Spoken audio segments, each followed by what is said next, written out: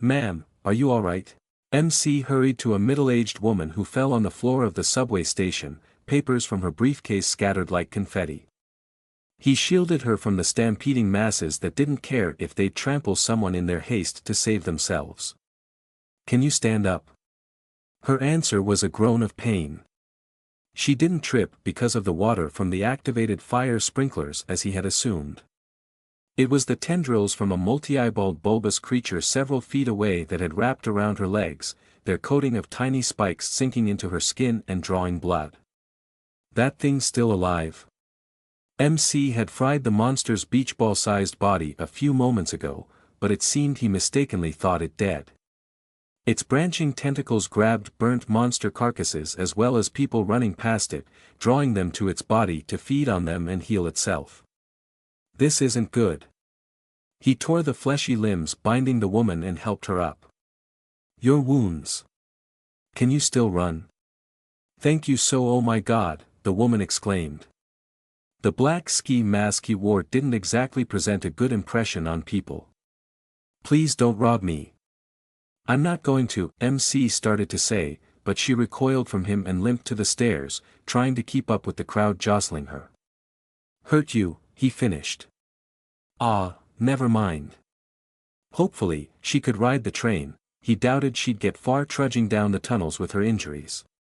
The rumbling told him the next one had arrived. The noises of people fighting to get on the train echoed up the stairs. It didn't sound like they were helping each other down there. Desperate people being desperate. Nothing he could do about that. But I can do something about you. He glared at the eyeball monster. Ignoring the pain that gnawed his stomach, he focused more of his power on the monster's body. He needed to put it down for good.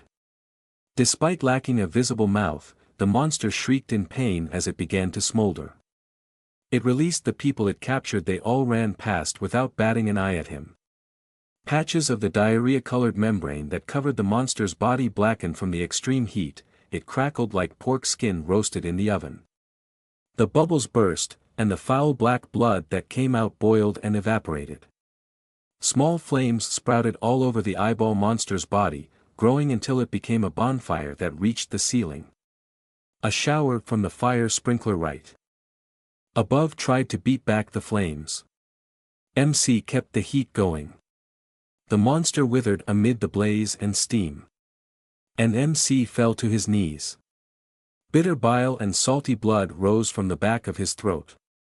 He clamped his mouth shut, but the bloody vomit still forced its way out his nose and the sides of his mouth, drenching the front of his mask. His stomach was empty. It might not even be there anymore. The sandwich he bought from a hot dog stand for lunch didn't last long as fuel. When he left his apartment this morning, he didn't know he'd be forced to use his power to the fullest, so he just ate a bowl of oatmeal with his cup of coffee.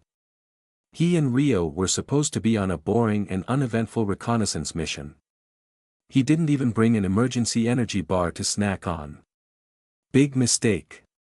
Need to hold on, he groaned. It felt like piranhas in a feeding frenzy were chewing his innards. Save people, ugh, and wait for Dean. He inhaled deeply, enduring the pain, waiting for his regeneration to patch him up. With the smoke clearing, the sprinklers putting out the small fires he caused, he saw that the people had managed to get to the train platform downstairs. He was all alone. Not exactly alone. Monstrous corpses littered the wet floor, most of them burnt to a crisp, several riddled with bullets. There were also dead humans, their bodies more numerous than the monsters. MC's heart ached at the number of people that didn't make it to the train platform. The wide tunnel staircase that descended from the street level was coated yellow and red. Dozens of PCM members probably clogged the stairs in their confusion to escape and got feasted on by the monsters. There were also those not wearing any of the protesters' yellow average La Esperanza citizens going about their day, trying to keep up normalcy during unrest in the city, but instead meeting their untimely end. The monsters that were shot, those were the handiwork of the cops and a few National Guardsmen who were somehow in this area instead of their post around the hospital. They tried to hold back the monsters, aiming for the survivors below. When MC arrived, All that was left of these brave guys were their half-eaten bodies and dismembered limbs. If not for them, then the train platform would have been overrun. Now, it was on him to hold the line. This was the first time he had seen so much death. Was this also the first time he fought to save others? Their battles with the two men, disrupting their operations that saved people, right? Or so he'd like to think. And he had saved his teammates on several occasions during their missions too.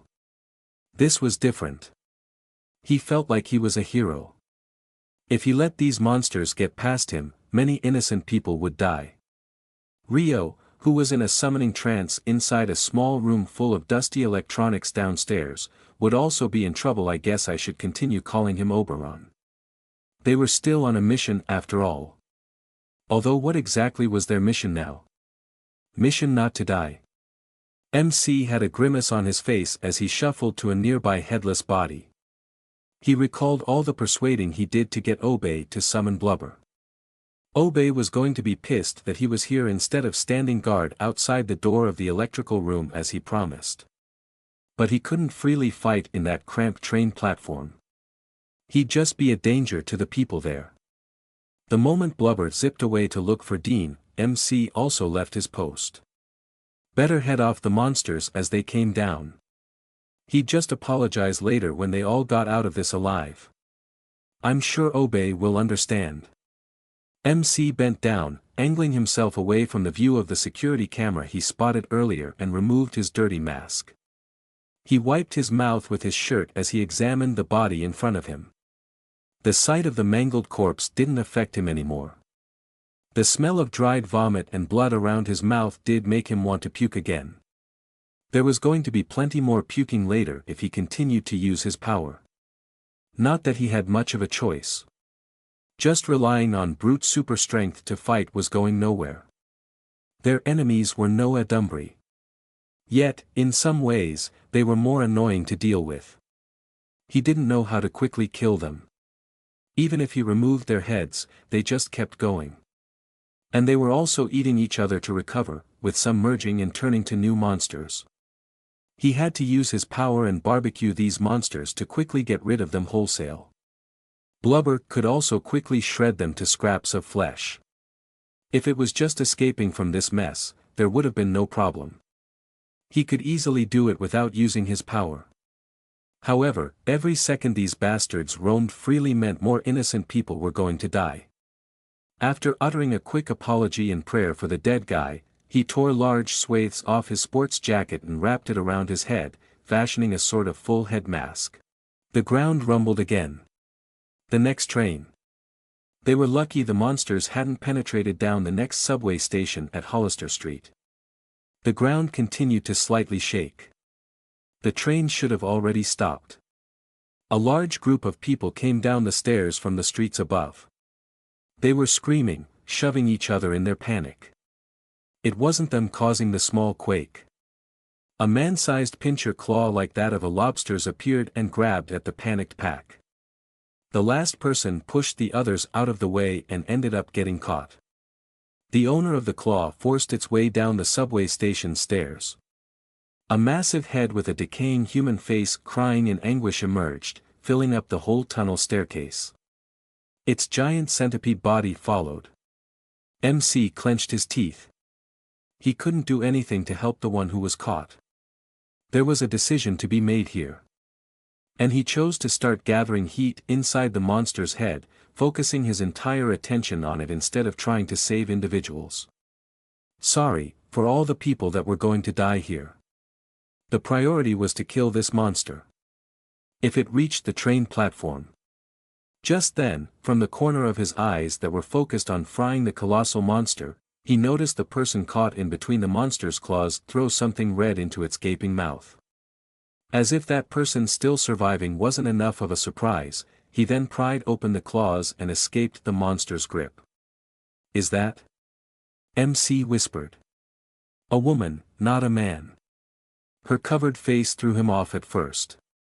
Now that he had a good look at her, a couple layers of clothes, including a loose hoodie, wouldn't stop him from recognizing her figure. He had spent so much time staring at it than he'd be comfortable to admit in court. He swam against the current of fleeing people, yelling, "Dean!" One of the monster's eyes exploded.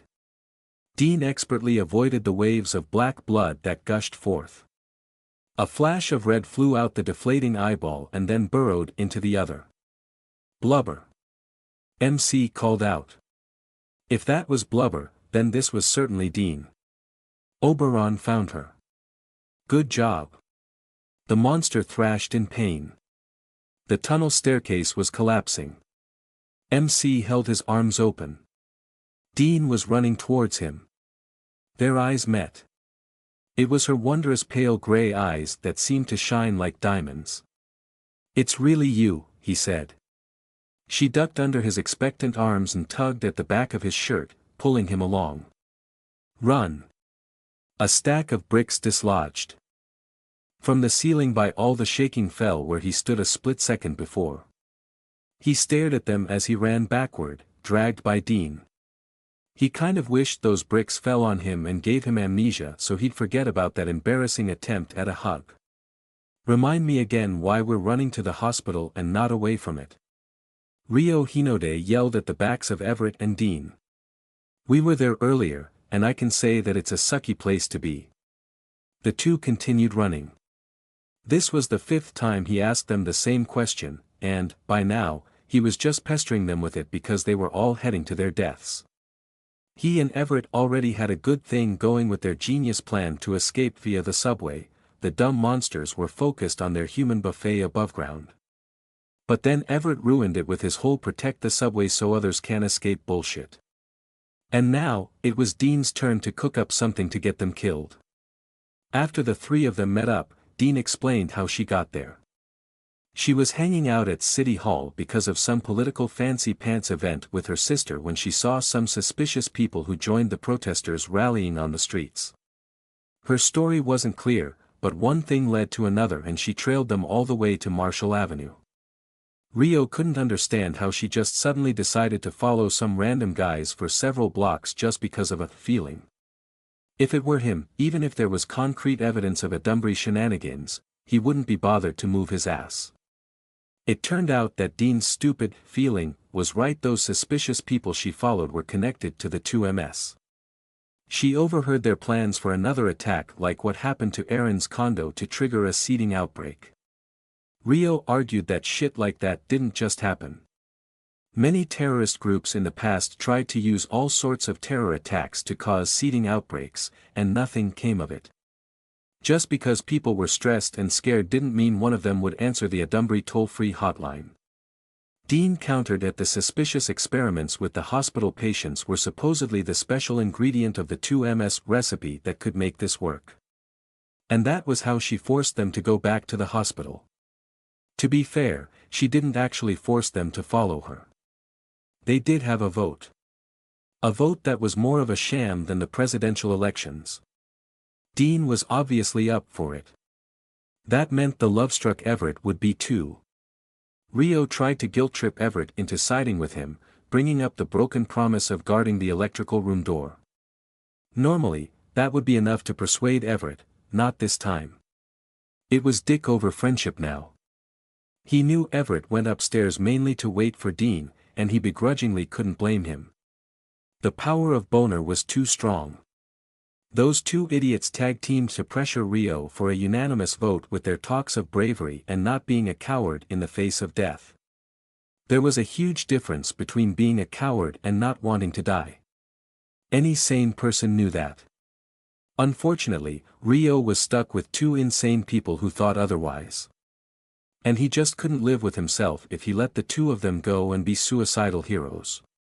Someone had to be the voice of reason accompanying them. "Okay, you guys don't want to answer me," Rio said. That's fine, that's fine. Cool, cool, cool. How about answering this? Why us?" Dean turned to look back at him. "We need to stop." "We'll figure it out when we get there," Everett said. "We have to adjust. We adapt. Some people are over there." Dean totally ignored him, pointing at a tall building coming up the next block. Through the glass windows, they could see many of the employees gathered on the upper floors. Those people managed to block the stairs or something because no monsters were partying with them. "They're safe," said Rio. Go, they don't need saving. We can't stop and help everyone." "But you were talking big on focusing on objectives. Let's do that now. Haul ass to the hospital so we can stop something we don't know anything about." Rio was up to here with these two idiots. He wasn't some heartless bastard. They passed many dead people, and he felt for them. He really did. The loss of life was sad. Nonetheless, he also didn't want to end up as a dead guy. It was a normal human feeling to be scared of dying. And he was happy he still had normal human feelings though his body was no longer normal. The fact that he was going in the direction of danger while being scared shitless made him proud of himself, and at the same time, he wanted to punch himself for being a dumbass. "Where did all the monsters go?" Everett said as they approached the hospital. He slowed down, cautiously looking around. "There were tons of them around here," said Rio. "They had a hard time escaping this place earlier." To him, it seemed this area had the highest concentration of monsters. No dead bodies of monsters or humans. That's weird. They probably moved away after eating everything, including the corpses of their fellow monsters. I've seen them do it. Yeah, could be. Rio shrugged. Maybe they're all at the hospital now. We should hurry. These black puddles. Dean stopped next to a small pool of black liquid, about a couple of feet wide, in the middle of the sidewalk. She bent down to get a closer look. Of course, Everett had to stop too. What's wrong? So many of these puddles. Here, the street, and it just continues. I wonder what this is. This doesn't smell bad, Everett said. Doesn't smell like anything. The hell? Don't smell that.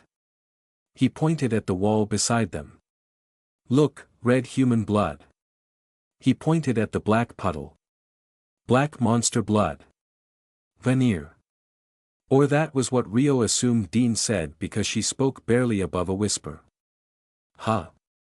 Nothing, she said, standing up and dusting her knees. Let's go to the hospital. They hid in a small alley right across the street from the hospital to survey the place. There were no soldiers, no protesters, no people whatsoever. There were also no dead bodies like before, just the weird black puddles. But there were monsters. They were inside EFU Medical Center. Many hospital windows had splashes of red. A number of them were broken. Through these openings, they saw monsters chasing humans. A person jumped from the 5th floor. Oh my God, Dean gasped. You don't have to see that, Everett said, reaching to cover her eyes. Before he could touch her, she pushed him away and acted as if nothing happened. Rio snorted as he tried to stop his laughter. Everett's eyes widened in surprise, then he glared at Rio, who just gave him a smirk in return. I'll try to call Dario again, said Everett. He had to fill the embarrassing silence with something. You guys can, think of a plan. We can continue what we're doing and rush inside without plan, Rio sarcastically remarked. It's done us good so far. Veneer isn't inside. Who? He asked Dean. Nothing, she shortly answered. Just, maybe my imagine. Dario. Everett exclaimed from behind them. Guys, he finally picked up. Dario, you see what's going on in the news? There's a lube-dub. Rio was certain all three of them felt it. It was like the reality itself was shaken by a heartbeat. He swore he saw double for a moment as if everything shifted and went back in place. Just like standing right next to huge woofers during a rave, his heartbeat synchronized with that beat. His heart thumped so hard that one time he was worried he was having a heart attack. A sense of dread filled his heart, something was coming. Something he didn't want to meet. Lube-dub, lube-dub, lube-dub. The world warped, his vision swirled. Dean beside him was on all fours, coughing intensely like she was trying to expel her lungs. No sound. She was spitting out blood, but he couldn't hear anything. He could only feel warm liquid flowing from his ears down the sides of his neck. Rio tried to bend down to help Dean, but a sharp pain in his chest stopped him. It was as if someone drove a red-hot metal spike deep into him. He also dropped to the floor. He tore his shirt open and scratched at the almond-sized artificial core on his sternum. It was throbbing. And with each pulse, a shock jolted his muscles. Lube-dub, lube-dub, lube-dub. It's here. He thought that inside his head. Why did he think of that? What was here? He looked up at the hospital. His vision was still out of focus. There was a large explosion at the side of the tallest building. No sound reached his ears. Out of the building, a large hand the size of a car reached out. It's gone. I yanked the helicopter door to the side, crumpling the alloy where I held it and almost knocking it off its sliders in my haste to open it. Roaring winds rushed in. The racket of the rotors above increased to deafening levels. I stuck my upper body out of the chopper, the wind slapping my cheeks through my mask and shoving my hair into my mouth, and gazed at the city around 500 feet or so down. What was that? I yelled at no one in particular. Penemu probably couldn't hear me over the noise. The weird sensation lasted for only a few seconds. I wasn't sure if it really happened or was just unnatural turbulence. A whooshing feeling as if I was getting sucked in a whirlpool, not that I tried jumping in one. My only experience with whirlpools was back when I was a kid, sticking my hand in the waters of a washing machine. It was sort of the same, a wave of something sweeping reality along. Or that dropping feeling in the stomach when the car was going downhill, like a part of my being, dropped towards the direction of the hospital for a couple of seconds before snapping back. I can't see anything. I can't even see Oren, I loudly said, turning my attention to the sky. That annoying haggard-faced Adumbry bastard had quite the head start, especially with Mammoth Buddy playing tag with me. There were no other helicopters around. He must have already landed somewhere. And where was the bid? Many agents were in the city because of all the recent Adumbry incidents. Shouldn't they be heading over here? From my vantage point, I spotted pillars of smoke rising from the area where City Hall should be. Wasn't Dean attending a political gathering there? Her guardian angel should keep her safe. But I guess that's that for the food she promised to bring me from the event. The bid's temporary headquarters was somewhere around there too. Must be some shit going down and keeping them busy. I had a small window of time to find and kill Oren before the bid came over, be it the guys fighting at City Hall finishing their cleanup, heavy reinforcements from the Palomar node flying in, or both, and I'd have to bail to avoid getting my ass caught. I really wanted to kill Oren. Sure, he appeared to be with the 2MS, that was one point against him. He gloated at me, and I'd love to punch his face in. He also ruined my day with all these monsters and protesters. And he might have gotten Romello killed as collateral damage because of his shenanigans, not sure with this one. Rule number 4, yes. But I had another intention. I want to eat him. When was the last time I consumed the brains of people with power? Was it at Serenade Bazaar when I ate the living heads stored inside Snake Mutant Buddy? Yeah, I think so. I already used up that juice, fuel, not sure what term to call it, to bring out Pino when my condo was attacked by those stinky monsters. And I wasn't able to replace it by eating anything as Blanchette. It would have been cool if I was able to take a bite of Stella. This time, there was someone with powers I could eat. Not one of those failed mutant experiments. Not those foul parasite thingy monsters. An actual Adumbry like Rofirio. I felt Oren was magnitude stronger than that purple-haired pervert. Maybe Spooky Errand would give me more stuff to borrow if it turned out he was a powerful Adumbry. With Penemu by my side, who didn't seem to be affected by Oren's power-canceling ability, this should be an easy win, gain power and impose a rule number 4 penalty in one swoop. Oren is probably at the hospital, I said as I went back inside. We should hurry. The massive bladed head of Penemu's axe body had sliced the helicopter's back seat, cutting down the foam cushion, continuing a couple of inches into the floor. Its pole was angled diagonally to the pilot's seat, the end part was held by the pilot between his arm and body. Penemu had explained earlier that the moment he took control of the pilot, he made him tear open the side of his clothes and clip the pole this way so there was secured contact with the skin while keeping both hands free. Apparently, 2 hands and 2 feet were needed to pilot a helicopter. Something new to learn each day. It made me curious about Penemu's past before he became an object. He was someone who knew how to operate a helicopter. That or he lied about not being able to mind-read the memories of his user. He could also be threatening the pilot in his head to continue flying, but that didn't sound like something up his alley. What? Said Penemu as the pilot. He couldn't do his telepathic communication thing when he was controlling someone. He could only hear and talk through his wielder. I don't know what caused that feeling, I said.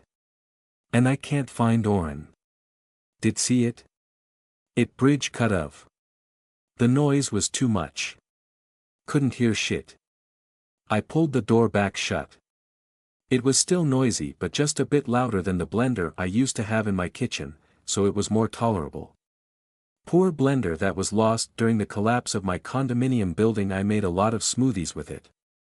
After ducking under the axe's handle, I scooted next to the pilot's seat. What did you say? I spoke, half yelling. Did you see it? He said. The manifested Adumbri. Manifested Adumbri.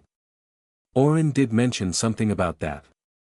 I haven't seen anything, not even Oren. Anyway, he's probably at the hose. An Adumbri that came through the bridge. That was what that feeling was. I said. An Adumbri crossing the bridge into our world. I thought you knew. You should have experienced the sensation when the veil between worlds is pierced by Adumbri, since you can control your own body like me. Bridging, that's a necessary step for us. I might have felt something like that before. I went along without knowing what he was talking about. Keep an eye out for it. It's an Adumbri that comes out of a cocoon, right? So, like an upgraded Adumbri? What? No. What upgraded Adumbri are you talking about? I thought. Its strength depends on the bridge through the veil and the cocoon that formed its base. This one shouldn't be that strong based on the reality displacement we felt. How do you not know about this? The hospital should be over there, I said, changing the topic. There was a misunderstanding here somewhere and I sensed I shouldn't let the conversation continue and reach about spooky errand. And still no trace of that helicopter Oren used. Are we just going to fly in? I'm going to take us low, said Penemu, and land once I find an open space on the road. There could be someone among Oren's cohorts who could shoot us down. We'll also conceal our angle of attack if we approach from a distance. Penemu lowered the helicopter's altitude to probably a couple of 100 feet. I wasn't good in judging distances flying into the valley between the buildings lining either side of Marshall Avenue. I now had a better view of what was going on below. Which was to say, nothing much. A few monsters here and there, sunbathing, chewing corpses, fighting and eating each other. These were on the smaller side, the bigger mutations must have moved somewhere else. Lots of dead bodies, small fires, overturned cars, uprooted trees, destroyed shops. No sign of the Adumbri Penemu was sure had manifested. It was kind of peaceful on the street level. We were late for the party. Through the windows of the buildings we passed, we saw many surviving humans. Good thinking, these guys, hiding away on the upper floors. Many of them waved at us, some shouted for help. I thought Penemu was going to suggest we try to help them, but he continued, looking for a spot to land. Once I land, we'll find a safe place for this man. He pointed his thumb at himself. And we go to. A chain of explosions, disgustingly sounding wet and extremely loud that we heard them over the noisy rotors. A crash. I checked outside the window on my side. An almond-looking pod the size of a large boulder squished a car parked by the sidewalk. It had smashed down with so much force the car became a metal pancake with a mini crater beneath it. More crashes. I had no idea what was raining down. A pod decimated a line of trees and streetlights. A couple more smashed into the building to our left, one knocking off a balcony that had a person waving on it. Wait. Guttural rumbling. The buildings shook, several windows shattered, and people screamed in panic. What the hell? I had my right hand out with an open palm, focusing on summoning my mask. I hoped whatever Oren did would have worn off by now. Thunderous thumps became louder and louder. Something incredibly huge was approaching, its gigantic form peeked over the 10-story office establishment up ahead. A blanket of its shadow covered the street and the buildings across it. Yes. I triumphantly yelled. Golden liquid flowed out of the crystals on my palm and started to form into my Blanchette mask. I'm back in business. Just in time too. I was excited to savor the heights of power I could attain as Blanchette using Penemu. I eagerly pulled up my Baklava mask. The manifested is here, said Penemu. Our colossal new enemy squeezed past the building blocking it, toppling tons of bricks to the street and stepped into view. An unbelievably wide umbrella. A circus tent. No, it was a. It had 4 squat legs sprouting from under its barrel-shaped body, equally spaced around it to comfortably support its weight as it ambled on. 4 arms sprouted from its torso, mirroring the positions of its legs below. It had no recognizable face. A huge-ass mushroom cap, 50 or maybe 60 feet across in size, sat on top of its body. When it moved, its mushroom hat or whatever that shit was called hit the buildings, shaving off their top floors. Its body was covered with what I assumed were plants, mostly looking like mushrooms or spores. Wait, mushrooms and plants are different. It had a freaking mini ecosystem all over it. Myriad of mushroom creatures of varying appearances and sizes clambered all over, living amongst the weird plants or fungi. The only part devoid of these alien forms of life was its expansive mushroom cap. Instead, it had hundreds and hundreds of cells arranged like a honeycomb. A genius thought popped into my mind. Why go for Oren? This creature here was a bona fide adumbri. And it was made through bridging. While I didn't know much about the difference between a manifested adumbri and a normally made one like me, I was sure this could be a new source of power. Oren could be dessert. Power was nice. I'm going to transform, I said, holding my Blanchette mask that had solidified. Then, we were now flying away from Mushroom Buddy. What the? Hey, Penemu. Why are you turning us around? We must avoid that manifested.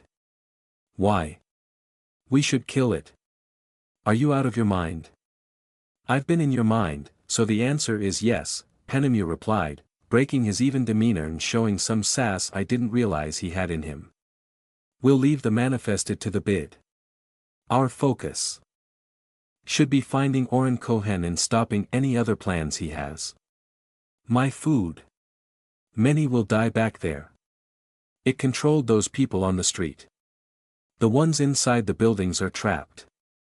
I thought you want to save. It's for the greater good we avoid it.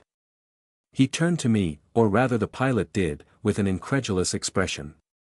Are you seriously considering taking on a manifested? I waved my red Blanchette mask at his face. I can now use my powers. If we work together, we'll likely win because it's an incredibly weak newborn. However, risking a sliver of a chance of being consumed by a manifested, that possibility, no matter how minuscule, should be avoided. If only my friends are here. The disgusting diarrhea fireworks resounded. I opened the door to check what was happening with Mushroom Buddy. We're going to get hit. I warned Penemu before I put on the Blanchette mask. I didn't feel the surge of power that much because adrenaline had already pumped through my veins as errand. I did notice the strength of my jaws. There was no opportunity to do my traditional snapping of fangs whenever I changed into Blanchette because one almond smashed the end of the helicopter, knocking away the tail rotor. We uncontrollably spun. I tumbled inside the helicopter. The thought that crossed my mind was, so, this is what being inside a washing machine feels like. And we crashed into a building. Grua! I exclaimed, a mix between a roar and yelp. My claws dug into the metal blade to get a firm grip. I steeled myself for pain-steeled, metal, get it? Applause, please, for my stupid joke. Despite the severity of my injury, my guts getting minced and all, the pain was tolerable. I could even think of random jokes just after a helicopter crash. Just another day for errand. I clenched my fangs while dislodging the rotor blade from my body. How did this even get here? Everything was a swirl of metal, concrete, explosions, and fire. I was thrown out of the helicopter when it smashed into the building. It had fractured into many parts as it tumbled through the office floor, sweeping cubicles, cabinets, tables, and chairs. I think I even heard people screaming. I didn't lose consciousness through all of that, a testament to my body's resilience. It felt good to be this invincible, kinda, and I could really understand why people let themselves get taken over by a Dumbry. My stomach wound itched as the skin and flesh mended themselves back together. Now, to get Penemu. Shit. Ouch. My right leg was busted, twisted like a corkscrew with my foot pointing backward. I only noticed it when I tried to stand and searing pain shot up my hamstrings and butt. Without hesitation, I forcefully rotated my leg the correct way, allowing myself only a small whimper. Several seconds of rest should be good enough for my regeneration to heal me a bit before I dived into danger again. I scanned my surroundings, the sound of my bones crunching back into place provided background music. The whole place looked like a helicopter crashed into a building, obviously, duh.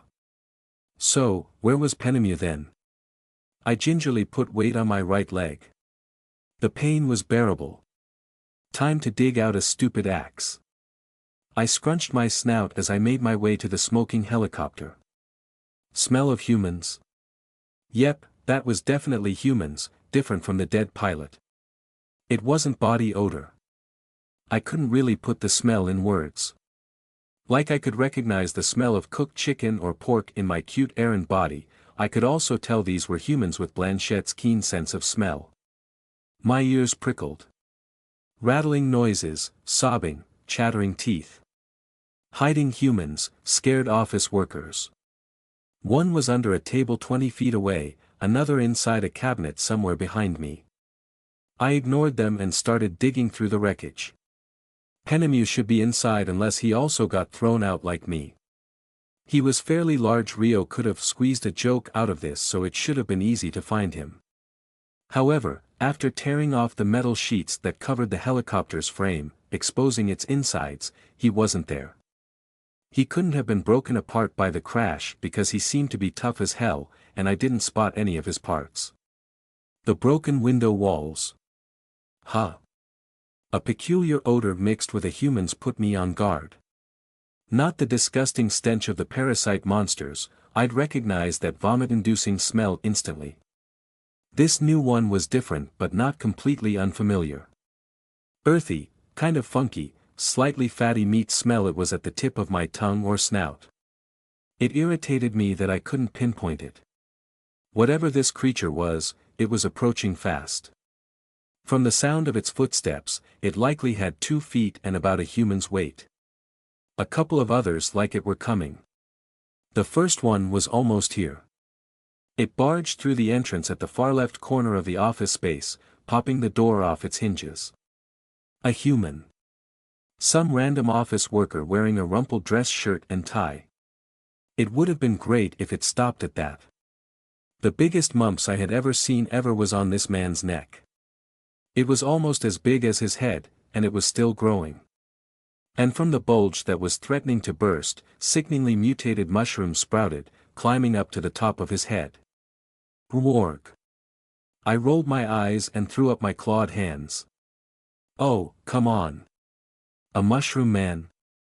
This was obviously Mushroom Buddy's work. Did this have a connection to the parasitic tentacle monsters? Can I have those guys back instead? Upon seeing me, the man and the mushroom growing on him apparently, they had creepy small humanoid body parts, including mouths bellowed at me like a herd of angry bulls. The mushroom mump's bump deflated as if it was pushing liquid back into the man's body. His arm on the side of the paranormal growth burst into a massive mushroom colony like a magician suddenly conjured a bunch of flowers at the tip of his wand. This mushroom colony melted into itself, flowing past the man's arm, nearly down to the floor, and formed a straight barrel. This whole growth calcified into an organic gun or something. All of that happened within 3 seconds. It raised the gun. I charged. There were continuous minute bursts like someone cooking popcorn. Dozens of projectiles flew at me. I zipped in erratic angles to avoid them, coming closer and closer to the mushroom man. I got hit on my thigh. The bullet inside my leg exploded. I staggered because of the burst of pain but picked myself up and continued evading. A quick glance down and I saw a fungi wreath blossomed out of the small crater on my quads. Before it could grow any bigger, I excavated the diseased chunk of my leg with one swipe of my claws. This bastard had triggered my power and I hungered for mushrooms. With a swift leap, I closed the distance between us. He leveled the gun at my face. Gwar. My jaw opened wide, I chomped on the end of the barrel, consuming its length like a wood chipper shredding a tree trunk. His punches and kicks felt like a baby hitting me. I held my prey, claws hooking his skin, his flesh, hesitating only for a moment before biting down on the bouquet of mushrooms. The secretary lady grew blades, reminding me of Myra, and jumped on me. I threw away the carcass I was eating and met her attack. It was as if her blades were in slow motion and I could have easily avoided them, but I allowed myself to get stabbed. After an injury, it was time to eat. Was I turning into a masochist eater or something? Out of the corner of my eye, I saw something coming at a curve at me. I hopped out its way but still held on to the woman I was eating. A ball covered with spikes the size of a watermelon hit the floor where I had stood. This spiked ball was connected by a long tendril to the janitor's arm. His other arm also had another overly long flail. He began to rotate his arms like a pinwheel, whipping the maceball's thingies around. Running on all fours, I weaved through the destructive balls like a kid running through arcing water sprinklers and avoiding getting what I did play that game a few times when I was little. Still clamped between my jaws was the corpse of the mushroom secretary. I chewed on it as I charged the mushroom janitor. I didn't bother to get hit anymore. I rammed the mushroom janitor and wildly thrashed with my claws, tearing both him and the already dead woman to shreds. I took my frustration of eating weak prey out on them. On a positive note, these mushroom people were much easier to kill than their tentacle parasite counterparts. Before any more mushroom people could show up, I stopped playing with the blood and guts, and went to the broken windows. Looking down the street, there was no huge axe in sight. And my sight was pretty freaking good.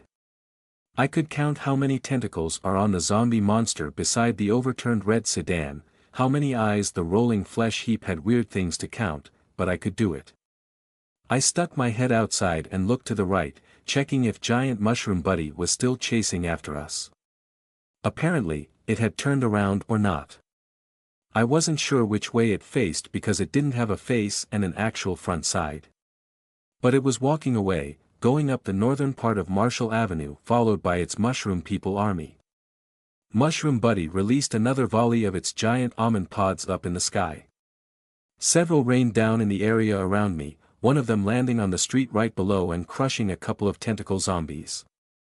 Other parasite monsters close by ambled towards it. Some climbed on it, others attacked and tried to eat it.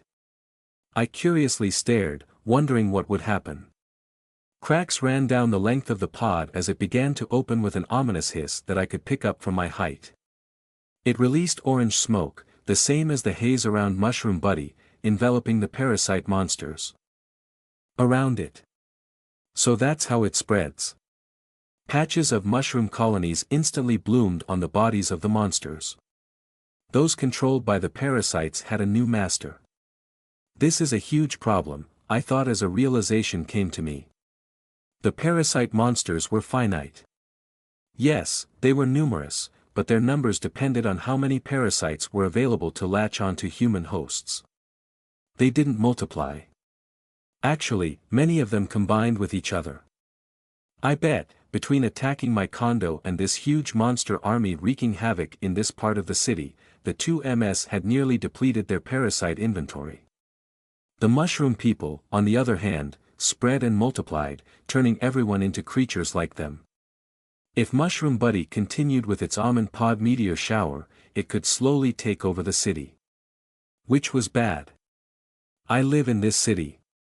That was kind of an important detail. The fates weren't contented with destroying my condominium building. Would this string of misfortune not stop until I transferred out of La Esperanza? I really needed to bring down Mushroom Buddy and eat it. A whistle rang in my ears. My head snapped in the direction of the sound. The building to the left of that across the street from me. Just then, one of its floors exploded, all of the window walls shattered into a spray of glass. A wave of wind blew out. It carried with it mushroom monsters along with several pieces of office furniture. Penemu. Could I just jump down and climb up there? What was this? Like 10 floors down. Maybe more. I didn't want to break my legs and get caught in the middle of the monster gang war. Krek-kek. One of the office workers came out of hiding. She was a mushroom woman now. I noticed the filing cabinet behind her that she used for cover had holes in it. The mushroom spore bullets had punched through and infected her. Kekakarek. Her head had turned into a bunch of pulsating orbs filled with Mushroom Buddy's spore, appearing like a bunch of orange grapes the size of Christmas balls.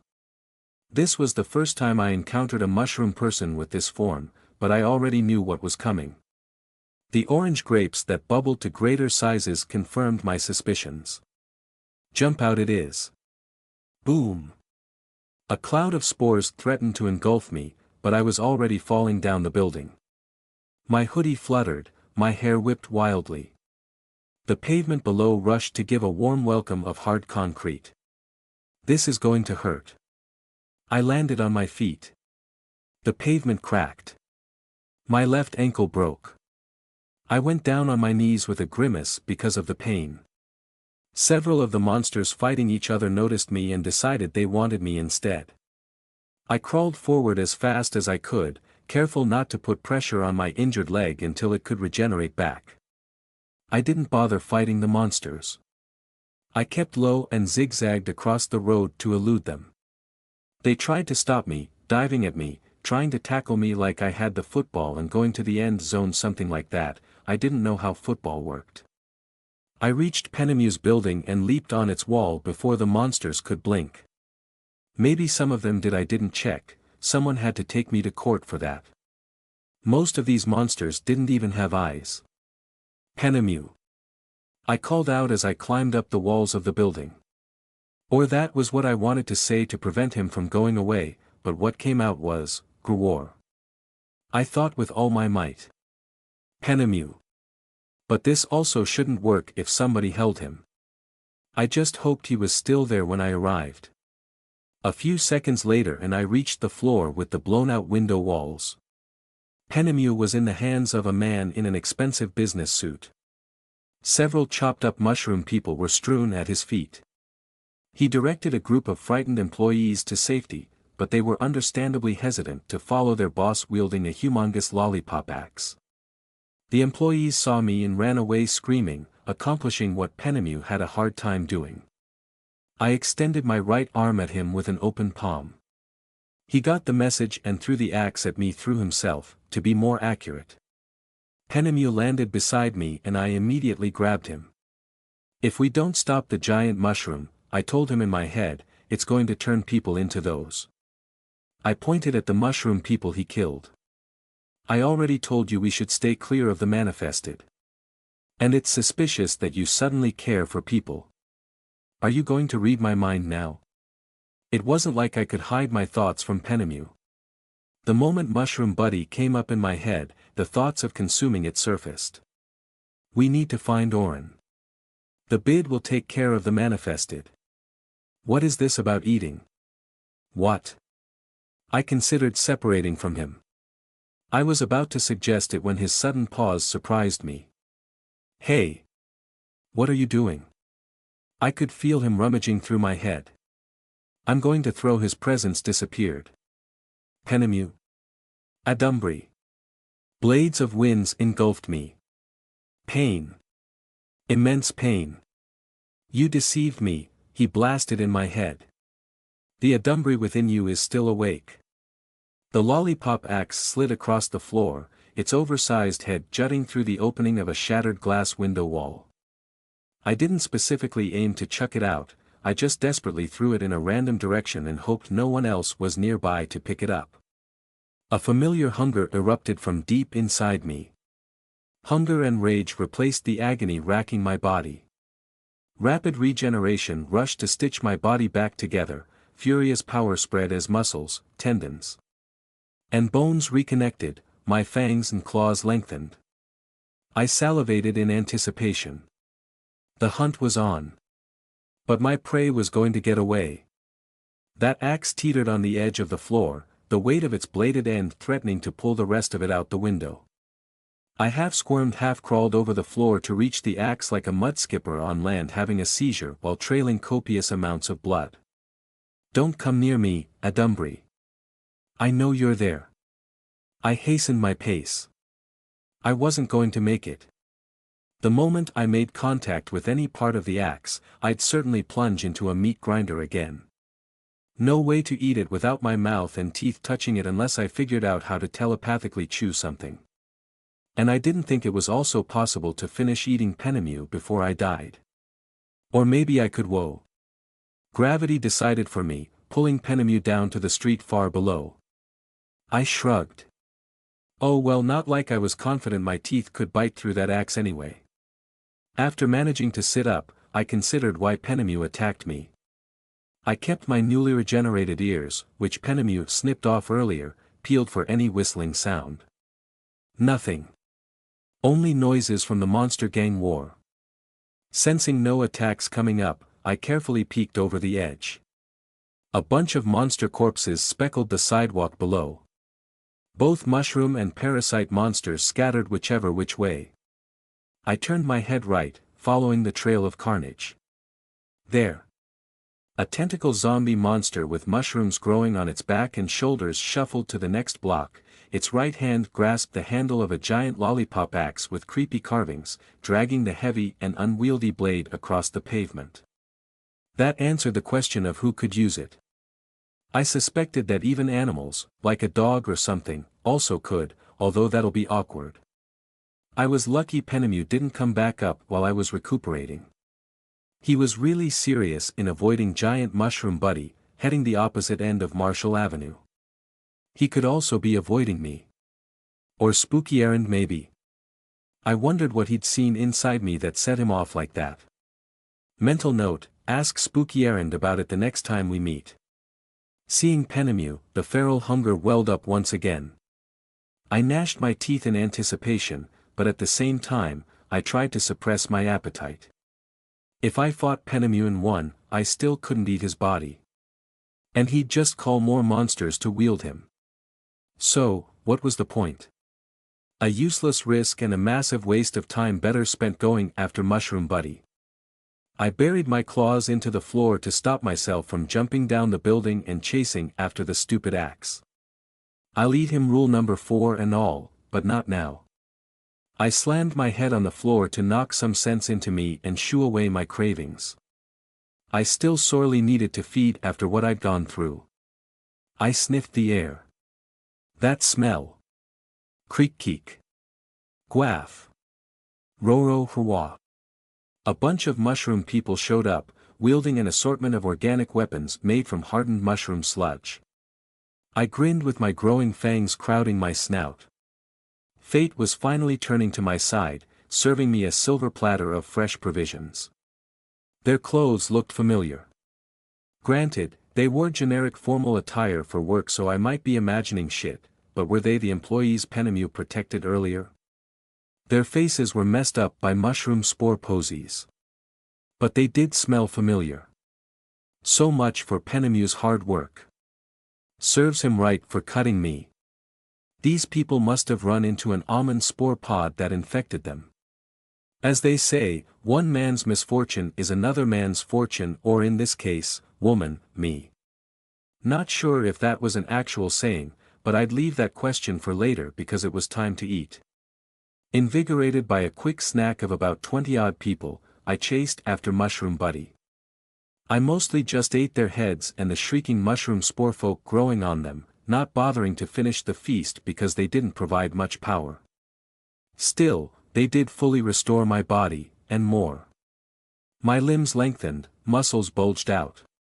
Claws sprouted through my boots, my clothes and skin merged, sprouting lush fur like a time-lapsed video of grass growing. I could move the ears on the top of my hoodie now. My braids unraveled, my hair spreading like a wildfire of gold and red in the wind. I jumped from building to building, enjoying the exhilarating speed, savoring the cool wind. This was almost too soothing that I could fall asleep. Very different from the thrilling chase after I escaped from Serenade Bazaar, the police helicopters and drones shooting at me. God, that felt such a long time ago already. Police and bid presence was now in the air, but they were far away and didn't target me, seemingly busy with stopping the spread of the mushroom infection. They mostly steered clear of Mushroom Buddy. I saw a police helicopter get shot down by one of the spore pods focusing on the small fries and waiting for bid reinforcements from the Palomar node. With no one bothering me, I was just feeling calm and content, the top predator in this concrete jungle besides Mushroom Buddy. I'd settle for rank 2 predator then. The Titan fungus had turned left into another street, I think that was 10th Avenue, the tall buildings mostly hiding it from view. But it was obvious where it was because of the orange cloud that followed it, as well as the spore missile barrage it loved to do every few minutes or so. Although I bravely headed towards it, I had no idea what to do. I might really need to transform into my giant werewolf mode to have a chance of bringing it down, and that presented a different set of problems. If I lost control of myself in the middle of a feeding frenzy and the big guns from the Palomar node arrived, I'd get blasted to bits. If only I still had Penemu with me, this would have been an easy job. Speaking of Penemu, I had successfully quelled my hunger for that stupid axe, a significant development in taming my transformation's feral instincts. Funnily enough, I wasn't angry with him even if it was set in stone I'd eat him someday. Must be the time we spent together inside my head. Yo. Perhaps it was because my layers of faces were pointless when we were connected. That was kind of relaxing too. With a powerful leap after a running start, I soared over Marshall Avenue. Even though I jumped from a much taller building than my target, I still couldn't land on its roof, grabbing onto its wall. Instead, the 6 lanes of Marshall Avenue was too wide for one jump. I climbed up and resumed my journey. To reach Mushroom Buddy faster, I traveled diagonally to its location instead of following Marshall Avenue and then 10th Avenue, hypotenuse shortest distance bullshit back in high school. God, I hate math. I spotted a modest apartment building, one of the many that dotted the side streets branching out of Marshall Avenue, with a group of survivors on the rooftop. Former survivors. An almond had crashed onto the building and infected them with its spores. So technically, they didn't survive at all. Another quick snack before I fought the final boss. Anyone who at the least nicked me was instantly devoured. I had grown to a size that with 2 hands, I could fully grasp a man's torso. Someone jabbed my butt with a spear. I turned around to grab him, bit off the upper half of his body, the head and the parts with mushroom colonies, before throwing the leftover carcass away. The horrendous whirlwind of violence I inflicted on these monsters did nothing to spark the excitement of battle I sought. I almost zoned out because of how boring it was, just going through the motions of eating these weaklings. I didn't finish them all because the remaining ones were too weak to hurt me since I became stronger after eating most of them. Resuming my hunt of Mushroom Buddy, I was still uncertain if this was enough to take on the giant Adumbry. Combat drones swarmed the colossal walking mushroom, shooting at it and pelting it with small explosives. It did as much damage as you'd expect shooting a building would. Some of the masses of mushroom folk living on Mushroom Buddy sprouted wings. These flying fungi attacked the combat drones and brought them down. Keeping a safe distance of a couple of blocks away, 3 military-looking helicopters launched missiles at the Adumbry, aiming downwards at what I assumed to be its feet. It seemed to be ineffective because Mushroom Buddy maintained its pace and the ground kept shaking with each step. Another round of missiles was met by the winged mushroom creatures, blocking it from reaching the main body that spawned them. The military fired their machine guns at the flying mushrooms flocking after them, before turning around to flee as more and more monsters came. A police chopper zipped past. It caught up to Mushroom Buddy, flying parallel to it, not shooting or doing anything else, before speeding ahead and landing on top of a building that was likely on the Adumbry's path. There was no one on the building's rooftop to evacuate. People alighted, unloading a bunch of equipment. Why would a police helicopter hang out here when others stayed away? And what were they doing over there? Didn't look police-related to me. They could have helped people somewhere else. My keen eyes spied from several buildings away that the men were in full military gear similar to the National Guard protecting EFU Medical Center. Why were they here? And riding a police helicopter? I'd bet the next kitchen blender I'd buy this was connected to Oren Cohen, that gloating slimy ass. This wasn't the bid helicopter he hijacked, so this could be his minions. The two MS did have police connections. Oren. I growled. I slowed my pace and kept my jumps low so they wouldn't spot me coming closer, a building at a time. He looked worse for wear, his torn clothes were bloodied and covered in what was likely soot. I'd like to congratulate whoever hurt him. Could it have been Rio and Everett? They did say they were near the hospital. I almost forgot about them. A small part of me wondered if those two were still alive. Whatever injuries Oren had, most of it already healed. He directed his men to set up their equipment at the edge of the roof. They were quick in their work as Mushroom Buddy came closer and closer to their building. A couple of the winged mushroom creatures spotted them. They were quickly dispatched by gunfire from the military guys when they got close. Oren and Mushroom Buddy in one place. Two assholes with one stone. Fate is truly on my side. I thought about how to approach this. What was the range of Oren's power to negate abilities? And what was its extent? It did zilch to Penemu, so I considered if it could still do anything when I had powered up to this state. It was going to suck if I jumped in just to be reverted to errand and turned to Swiss cheese by the guns. I decided to position myself atop a building that was a few floors taller than the one Oren was on. A couple of smaller streets separated us. They still hadn't noticed me. I grabbed a piece of concrete off the roof as easily as breaking off a piece of biscuit. I steadied my breathing and judged Oren's distance. I had no idea how strong I was now, but I was certain my throws could reach them. Here goes. I lunged, my clawed foot cracking the floor as I stepped forward, my body followed, and lastly, my arm. I whipped the rock forward using with so much force that it'd surely reach Oren before arching down and missing.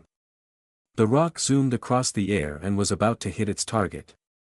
One of the fake guardsmen jumped in the way. Both the rock and the guardsman broke into pieces. Yes. A human shattered like it was made of ceramics. It wasn't a human at all. Finley. Finley doing his trick with fake armed men again. Never expected that he'd survive my condo's destruction. I would have forgotten about this sketchy asshole were it not for him killing the people my heroic Pinot face tried to protect.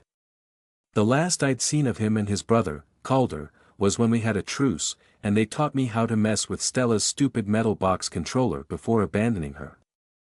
They were Stella's enemies, but that didn't make them my friends. The fact that they were working with Orin meant they didn't turn on the two MS. Just some infighting amongst them. If Finley was here, his brother might be here too. Finley was always with his clay men while Calder could use illusions. I should be on guard for bullshit trickery. Too bad I didn't have my Pinot form to see through fakes or illusions. Grower! I throatily roared at the assholes. Our truce was no more. Those twins were also on the menu if I caught them. The Finley Terracotta Army rushed to form ranks to cover their equipment and, more importantly, Orin. It was just a flimsy wall of plaster or ceramics or whatever shit they were made of. They raised their rifles at me. Before they could shoot, another big piece of concrete already hurtled towards them. My aim hit right in the center of their lines, blasting two of them into dozens of shards and punching a hole in their formation. Orin hiding behind them had jumped out of harm's way. They opened fire. The bullets chiseled away at the edge of the rooftop, chipping off fragments of concrete. The windows of the topmost floor shattered below me. I didn't run. I didn't hide. I stood strong and proud in front of these weak attacks, savoring the bullets pelting my body as I held over my head a particularly large slab I broke off the roof. The bullets penetrated, at most, a couple of inches deep into my flesh, if at all. A few pinged right off my skull. My body simply regenerated the wounds almost instantly, pushing the squished pieces of metal out before the holes healed shut. It was almost like a relaxing massage, the hot lead adding to the enjoyable experience. And with the injuries, laughably minuscule as they were, the power-up began along with the cravings for the insolent puny creature that dared harm me. This was what I waited for. Hunger. My insatiable hunger was directed at the group of phony National Guardsmen. This meant Finley was somewhere there among his fakes. Even without Pinots. Special eyesight that could detect life force, I had my own way of finding my prey. I threw the slab at the left end of the guardsman formation, the place where my instincts told me my prey was located. The slab crushed a few more clay men and punched down through the building. The other fakes scrambled away from the collapsing part of the roof. Warg. The real one wasn't among them. My cravings redirected to the other end of their formation. What happened? Was I imagining shit? Orin jostled the terracotta guardsmen aside, brandishing a shoulder-mounted rocket launcher. He fired it, along with yelling curse words at me. This proved that his power, whatever it was, couldn't reach me. The missile missed its mark, whooshing into a window of the floor below me. Boom! I wobbled a bit as the building shook. The blast shattered windows, flames flared out followed by billowing black smoke. Part of the roof to my back was pushed up by the explosion like a disgusting growing pimple, the concrete cracking before it deflated and began to crumble into a hole. So, that's it. I kind of wanted to get hit by that. Not sure if that was a good idea, but it would have made me hunger for Orin too. Yep, it was a good idea. One of the clay men handed Orin another loaded rocket launcher before joining his brother in their useless effort of trying to kill me with laughable metal pellets. I could see Orin's face. He had an arrogant expression, with a dash of condescension and mocking, as he lined up his sights with me. As a challenge, I opened my arms wide, presenting myself as a big unmoving target. I would have painted myself with a bullseye if that'd help him. Hit me this time, you idiot. Boom. I blanked out. My vision blinded. Only a single white note rang in my ears. And then everything came back. The sky above me. My body splayed out in the air. I was flying across the rooftop. Like a bowling ball, I rolled into the exhaust vents of the building's air conditioning system. The metal crumpled as I tumbled among them, their blades breaking off when meeting my body. I picked myself up from the wreckage of the ventilation units. Blood frothed through the gaps of my fangs. Everything was hazy but starting to refocus. I checked my body. Most of the fur on my front side got burned off. Thankfully, my chest and abdomen were a mangled mess of bloody flesh, a weird thing to be grateful for, but it'd be uncannily disgusting and awkward to be stripped of hair as a werewolf, and my injuries hid that. I stomped back to the end of the roof to look for Finley and Oren, kicking away broken machines in my way. My body was quickly healing. The heavier the damage I received, the faster I became stronger. It was the same when I first turned into a giant werewolf at the docks. Although my food was just weak humans, I rapidly grew because of the heavy weaponry they used to fight me. The difference was, this time, I had more control over myself. The place where I had stood was demolished by the explosion. It was like a landslide or a building slide occurred there, caving to the floors below from the power of the blast. Something that strong couldn't even put me down for long. I chuckled. It came out like a wheezing camel. The pain. The possibility of dying. This feels awesome. The terracotta guardsmen were back to their original number. Finley must have remade them. They continued tinkering with their sci-fi equipment setup bullshit as Mushroom Buddy lumbered by. They shot something at it with the rocket launcher. It wasn't with an explosive missile as they did to me, a different kind of drill-looking projectile. It couldn't hit Mushroom Buddy's body because the hundreds of pint-sized mushroom gremlins living on it blocked the shots. The colossal Adumbri paid Oren's shenanigans no mind. It did stop once, directly in front of their building, to release a barrage of its spore pods into the air. Only the flying mushroom thingies came over to harass them. Whatever PCM leader was planning, it didn't appear to be going well. He was frantically yelling orders as he punched away a munchkin with leathery wings that landed on their machine. The audacity to think that they already took care of me. You assholes should have taken the opportunity to escape. One of Finley's men noticed I was back.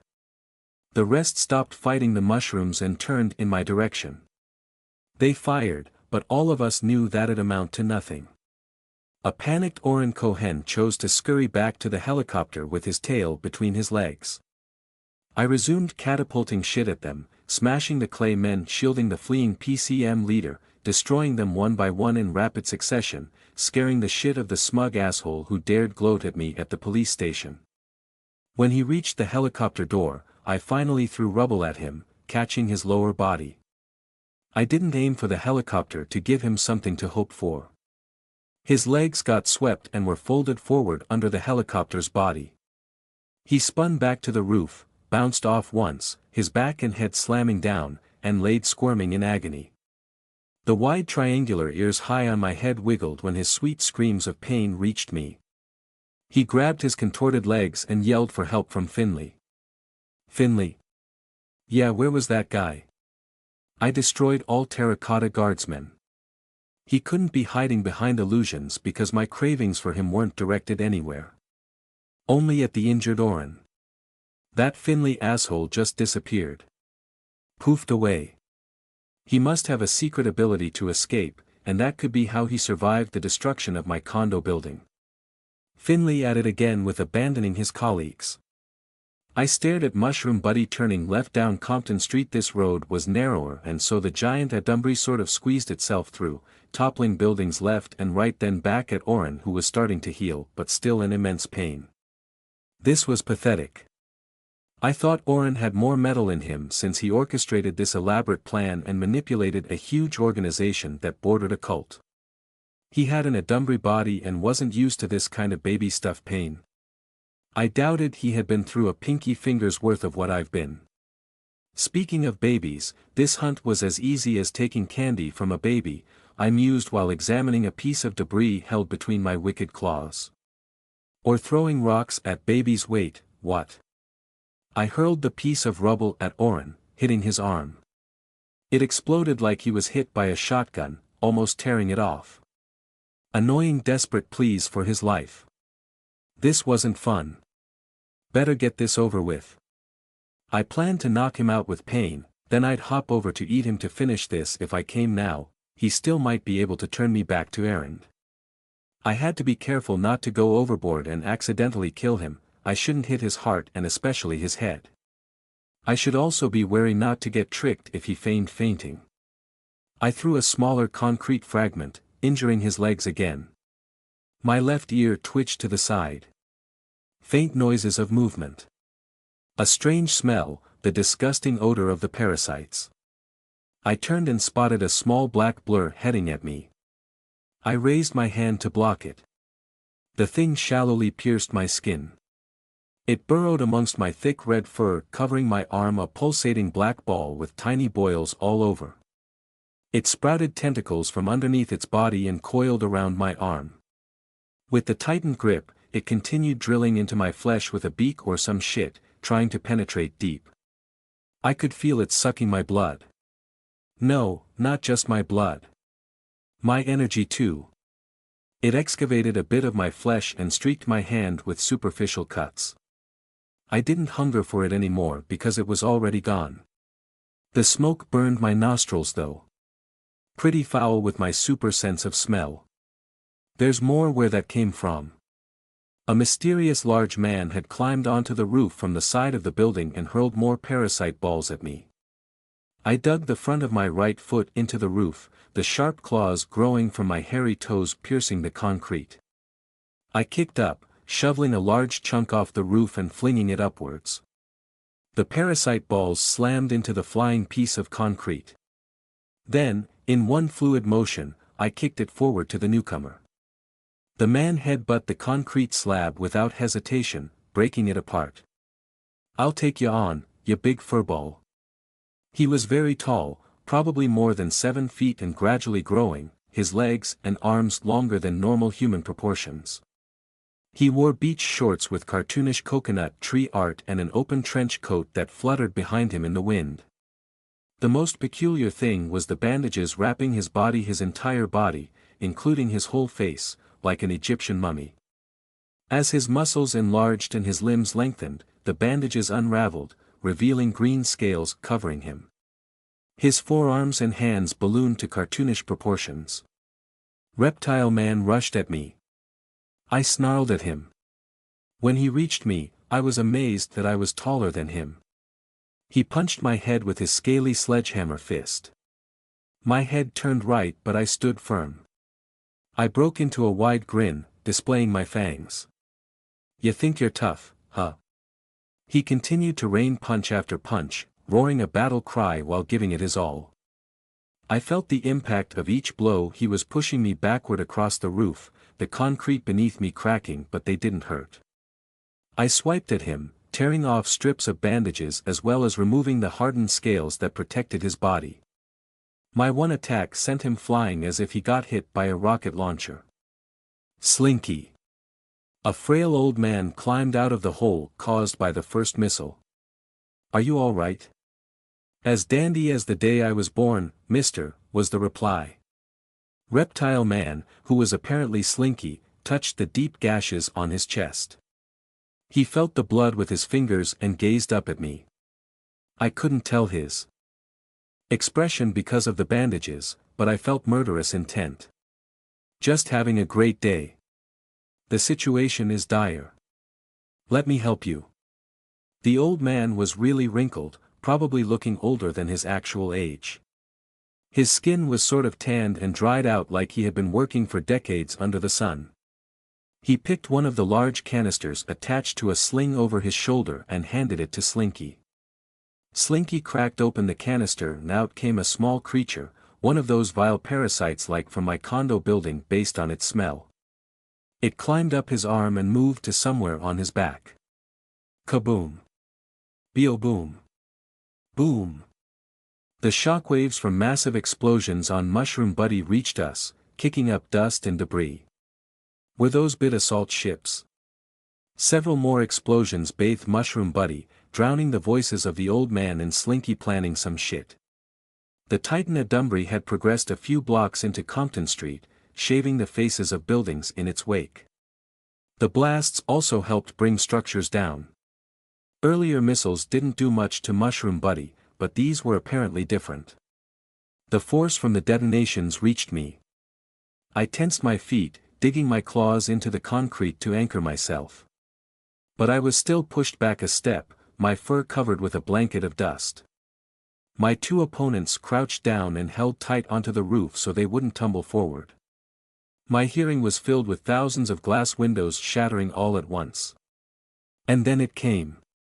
Whatever it was. An inexplicably massive pull, reversing the initial shockwaves and sucking the air back to Mushroom Buddy's direction severalfold in strength. I had to bend down and grab the roof to steady myself. The big twats from Palomar Node are here. Slinky yelled, his voice distorted by the warped air. I'll get Orin, the old man said. He took another canister from his belt and rolled it to me before leaping off the building. As he soared over the narrow side street, I shot forward, using my claws hooked to the ground for speed like a sprinter kicking off the blocks at the start of a race. The corner of my eye caught the canister on the ground burst open. A silvery blob expanded and enveloped me like a net. I ignored it, attempting to wrap my body as I followed the old man. He landed on the peaked roof of the smaller building on the other side and kept running. I jumped after him. My legs suddenly felt heavy. Something clamped tightly around my right ankle, weighing me down. I lost height. My trajectory had descended to the windows and walls instead of the roof. Before I crashed, I checked my leg and saw that reptile mummy asshole hanging onto me. Both of us smashed against a window, which was too small, so we ended up breaking through the whole wall as well. Grwah! I roared, shoving away the wreckage of sofas, tables, and chairs. The stupid slime shit made my limbs stick to my torso. Layers and layers of silvery membrane kept on stretching to cover my body, wrapping me like luggage at the airport. I furiously scratched it off, snarling in frustration. Even though I was hunched over because of massive back muscles curving my upper body forward, my head was still too high for this room, hitting a ceiling fan as I thrashed about and splintering the wooden planks it was attached. Slinky was on the floor, still holding my leg. He pulled it as he got up to put me off balance. I'm not letting you go, Arg. His head followed by his upper body went through the floorboards. The moment I felt his grip weaken for a split second, I kicked him upwards with my other leg, catching his midsection. He smashed through the ceiling to the floor above. I went back out of the hole on the side of the building and climbed upwards. The annoying slime plastic cover thing persisted in its quest to incapacitate me, but my continuous growth in power and size rendered it negligible. Flexing my muscles as I climbed toward the sticky membrane it weaved over my fur. The creature, whatever it was, sputtered profuse amounts of slime on my fur and just unceremoniously peeled away from my body. Annoying little shit. Couldn't even be useful and hurt me to be my food. I had gone a few floors up, just one more to the roof, when a massive fist broke through the brick wall in front of me, almost knocking me off the building. If you think you got rid of me, Slinky yelled through the collapsing rubble, think again. He was winding up for another punch. I gritted my fangs. I wanted to eat this toilet paper-wrapped lizard, but I should get to Orin first before he could escape. With one hand still hanging on, the bricks I latched on slowly becoming loose, I pulled my humongous body up to the sloping roof, evading Slinky's blow that removed another portion of the wall of the floor below. The reptile mummy asshole didn't give up just yet. The shingles ahead burst upwards and drizzled me with roofing shards. Slinky popped up like a jack-in-the-box no one wanted to see. Most of his bandages had been torn away, showing more of his reptilian body.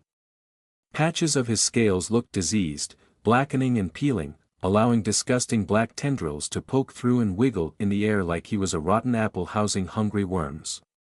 Behind Slinky, I spotted that the old man had reached the roof of the building the next street over Orin's building. Kaboom! Kaboom!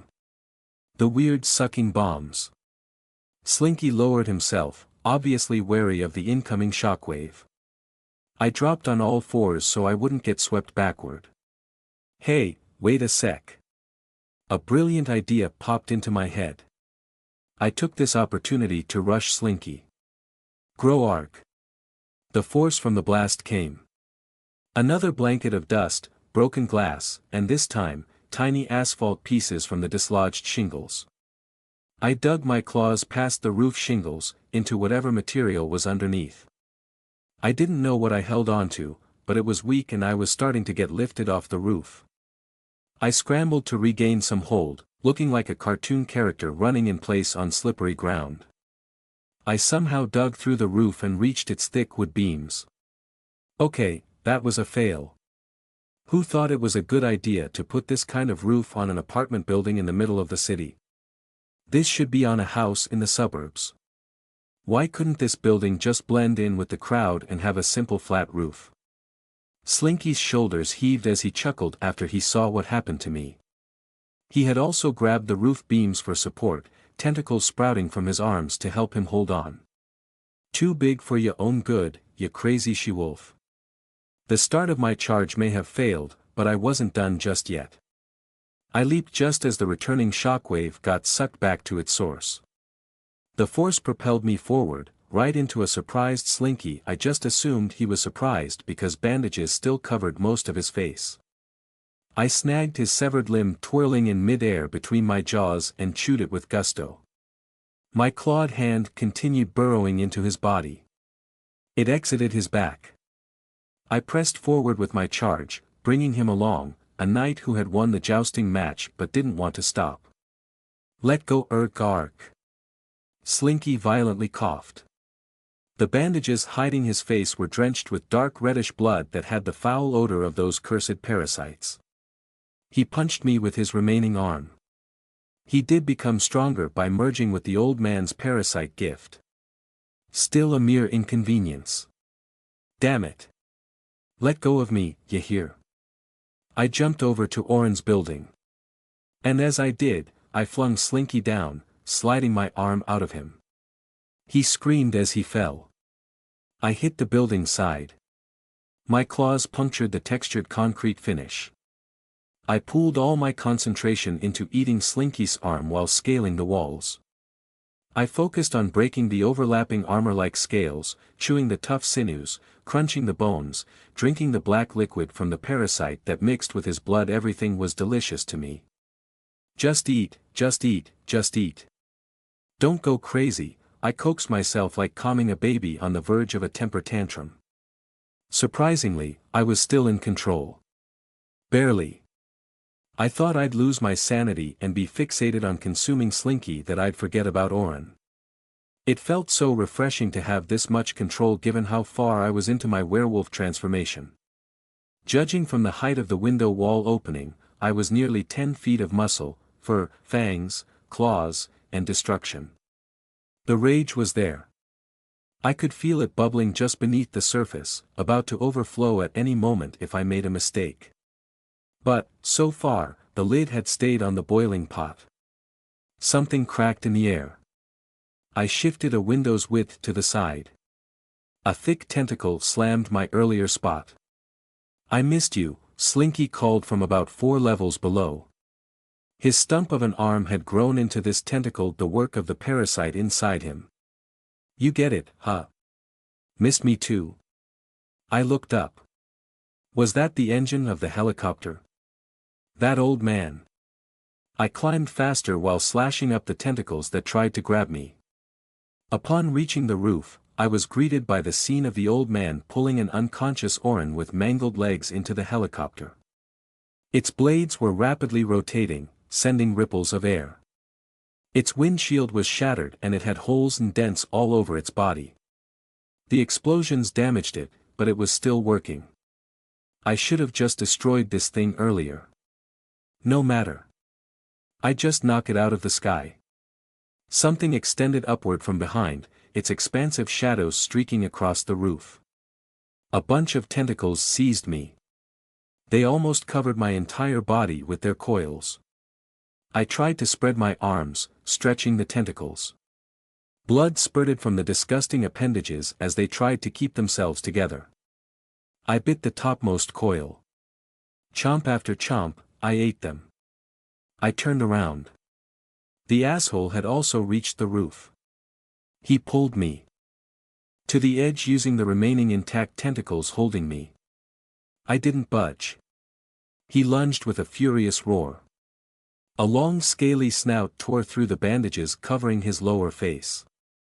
With a wide open mouth, he displayed rows of sharp teeth. Grr! I roared as his teeth sunk into the side of my neck. Enough of this shit. After I freed an arm from the tentacles, I grabbed the back of his head and squeezed it. He stubbornly wouldn't loosen his bite even if his skull cracked. I forcefully yanked his head back. He took strips of flesh from my neck with him. I only knew I must eat. Eat. Eat. The tiny squeak from the corner of my mind didn't matter. Food was in front of me. Eat. I gorged on the head, taking bite after bite without pause, as fast as my wide maw could open and close. Pieces of the skull broke like chips between my fangs. The brain was so soft and mushy that I was almost drinking it. In my ravenous hunger, I decimated the head in a couple of seconds and moved down to the neck. Mouthful after mouthful of meat. Tentacles growing out of the exposed spine tried to stop me. I ate them all. My head bent lower and lower as I ripped chunks of meat off the muscular shoulders. Eating was the only thing in my head. I was going to consume the entire body of any prey stupid enough to fight me. Hey! Knock it off. Those who hurt me were all food. Boom. Bio boom. Boom. Eh. I swayed to the left along with the body I was eating. Then back to the opposite side, but much more forcefully. I stepped in the direction of my fall. What? As the reverberating noise of the blasts cleared, the sound of a blender touched my ear. Blender? I continued eating, but I was bothered. I had a kitchen blender. I lost it, didn't I? My poor blender. Someone was using a blender around here. A very, very loud whirring blend. Wake up. I turned in the direction of the noise. Helicopter. Helicopter. Oren. My other food. And it was escaping. The helicopter hadn't gone up that high or that far yet. They were having problems. The shockwaves from the bit explosions must have messed up with its flight. It was violently tilting back and forth in the air, almost about to just roll out of control. I looked down at the body I was eating. It reminded me of a banana. The thick scaly hide was the peeled skin, and the middle part an unexplainable mess of flesh, bones, and helpless tentacles. I rummaged around and yanked out a long and sharp bone, maybe one of the ribs. Dunno, I wasn't an orthopedist. And away we go. I launched the monster rib at the helicopter. It was wobbling too much. Please hit. The rib pierced through my target. A small black puff followed by a tiny explosion on its side. Yes. I dropped Slinky's half-eaten body and ran after the smoking helicopter. It was slowly spiraling down. I raced over rooftops, leaping from building to building using my 4 limbs. My success at regaining my consciousness had me celebrating in my head. However, my elated mood was disturbed by a new sound. A slight hum in the distance that was gradually catching up to me. Trusting my instincts, I zigzagged as I ran. Blinding beams lanced various spots on the rooftop, burning holes on the concrete. A water tank I passed was destroyed, its contents turning into steam. A line of ventilation units was obliterated. A man in sleek black armor set with engines flew to chase after me. Emblazoned on his chest was BID. 2 more agents in flying comexos were coming. They must have separated from the main force fighting Mushroom Buddy and spotted an Adumbry that appeared to be chasing an innocent police helicopter. The 3 gatecrashers raised their arm cannons. Adios. I dove off the building. Please, Mother Core, Amber Dean prayed in her head, keep Everett and Rio safe. The Mother Core was real. She had a supposed piece of it stuck on her chest, giving her powers. But she wasn't sure if it'd listen to her plea. She'd never forgive herself if something happened to the two she left behind. The gnawing pain on her left shoulder blade was hard to ignore like the guilt on her mind. She stopped and looked behind her, considering if she was on a fool's errand and should just go back to them. Take cover, left. Again, she groaned. Following her guardian angel's instructions, Dean crouched beneath one of the arched decorative stone roofs evenly spaced along a skyscraper's side, flattening herself as much as possible against the wall. The shockwave from the bombs came. It knocked off everything that wasn't securely fixed, ripped off leaves and branches from trees, knocked down streetlights. Dust clouds rolled over, sweeping along all sorts of trash, maybe even body parts. She shuddered at the thought. Dean closed her eyes and covered her nose with the top of her shirt. The sides of her hood flapped incessantly from the wind blowing through the streets. After the initial blast pushing outward came the reverse wave that was worse. Stronger force, more destruction. The sound was also awful. Echoey howling. The car alarms continually wailing gave her a headache. A silver lining was it confirmed her ears had fully regenerated. She couldn't forget the icky feeling of warm blood pouring from her ears when that something called out to her. Crash! Ah, she yelped in surprise. Shards of glass showered her. Huge window panes dropped from the heights of the skyscraper, tugged loose by blast waves returning to their source. Falling guillotines that could have chopped her body if she was still waking on the sidewalk. As soon as the winds died down, she jumped back on her feet and continued on her way. The bombs. This meant bid forces from the Palomar node had arrived. Dean had seen on a documentary, which also doubled as a recruitment video, how the bid combat the more powerful Adumbri, and she recalled seeing this bomb among their destructive arsenal. There was a time she wanted to join the bid as a combat agent, but her parents shot her down. She was certain the bid should be able to take care of the Adumbri Titan soon. She still couldn't believe the 2MS had managed to summon that massive abomination in such a short time. An average Adumbri took ages to change the person they latched onto like Erend. She painfully reminded herself that a Titan-class Adumbri suddenly appearing was something she hadn't heard of unless it was made by a purple bloom. But there was no purple bloom here. That monstrous colossus just suddenly materialized and emerged out of EFU Medical Center after the agonizing sensation that nearly knocked her unconscious from the pain. No doubt, this was the result of 2MS experiment inside that suspicious hospital. I was too late to stop them. Dean berated herself. Too much time wasted dilly-dallying, trying to save people. No. She shouldn't regret saving others. But dozens, maybe hundreds had died or were dying because of the appearance of the Adumbri Titan. The time it took to save a handful of people would have been better spent stopping the 2MS. The moment she saw monsters that looked like those Erend had described that attacked her condo, everything should have clicked in her head. She should have immediately rushed to the hospital. Should. She slowed her pace down, closing her eyes and vigorously shaking her head. No. Regret saving people was the worst. She shouldn't think that. And she also helped Everett and Rio fight the monsters at the subway station. If she wasn't there, those two would have been in trouble, as well as the dozens of people hiding there. At the least, she shouldn't regret saving her teammates. They both saved her too. All of them were incapacitated when the Adumbri Titan appeared. Everett was the first to recover. He held back the horde of mushroom creatures the Adumbri Titan birthed. If not for him, they'd be marching behind the Titan now, implanted with its infectious spores, a part of its mind-controlled army. Wave after wave of mushroom creatures chased them through the streets as they fled from the hospital. Everett struggled to burn them all. He also ignited the air to turn the spores to ash. Rio, the second to get back on his feet, also did his part. He tossed Dean over his shoulder since she couldn't stand on her own because she was non-stop coughing up blood.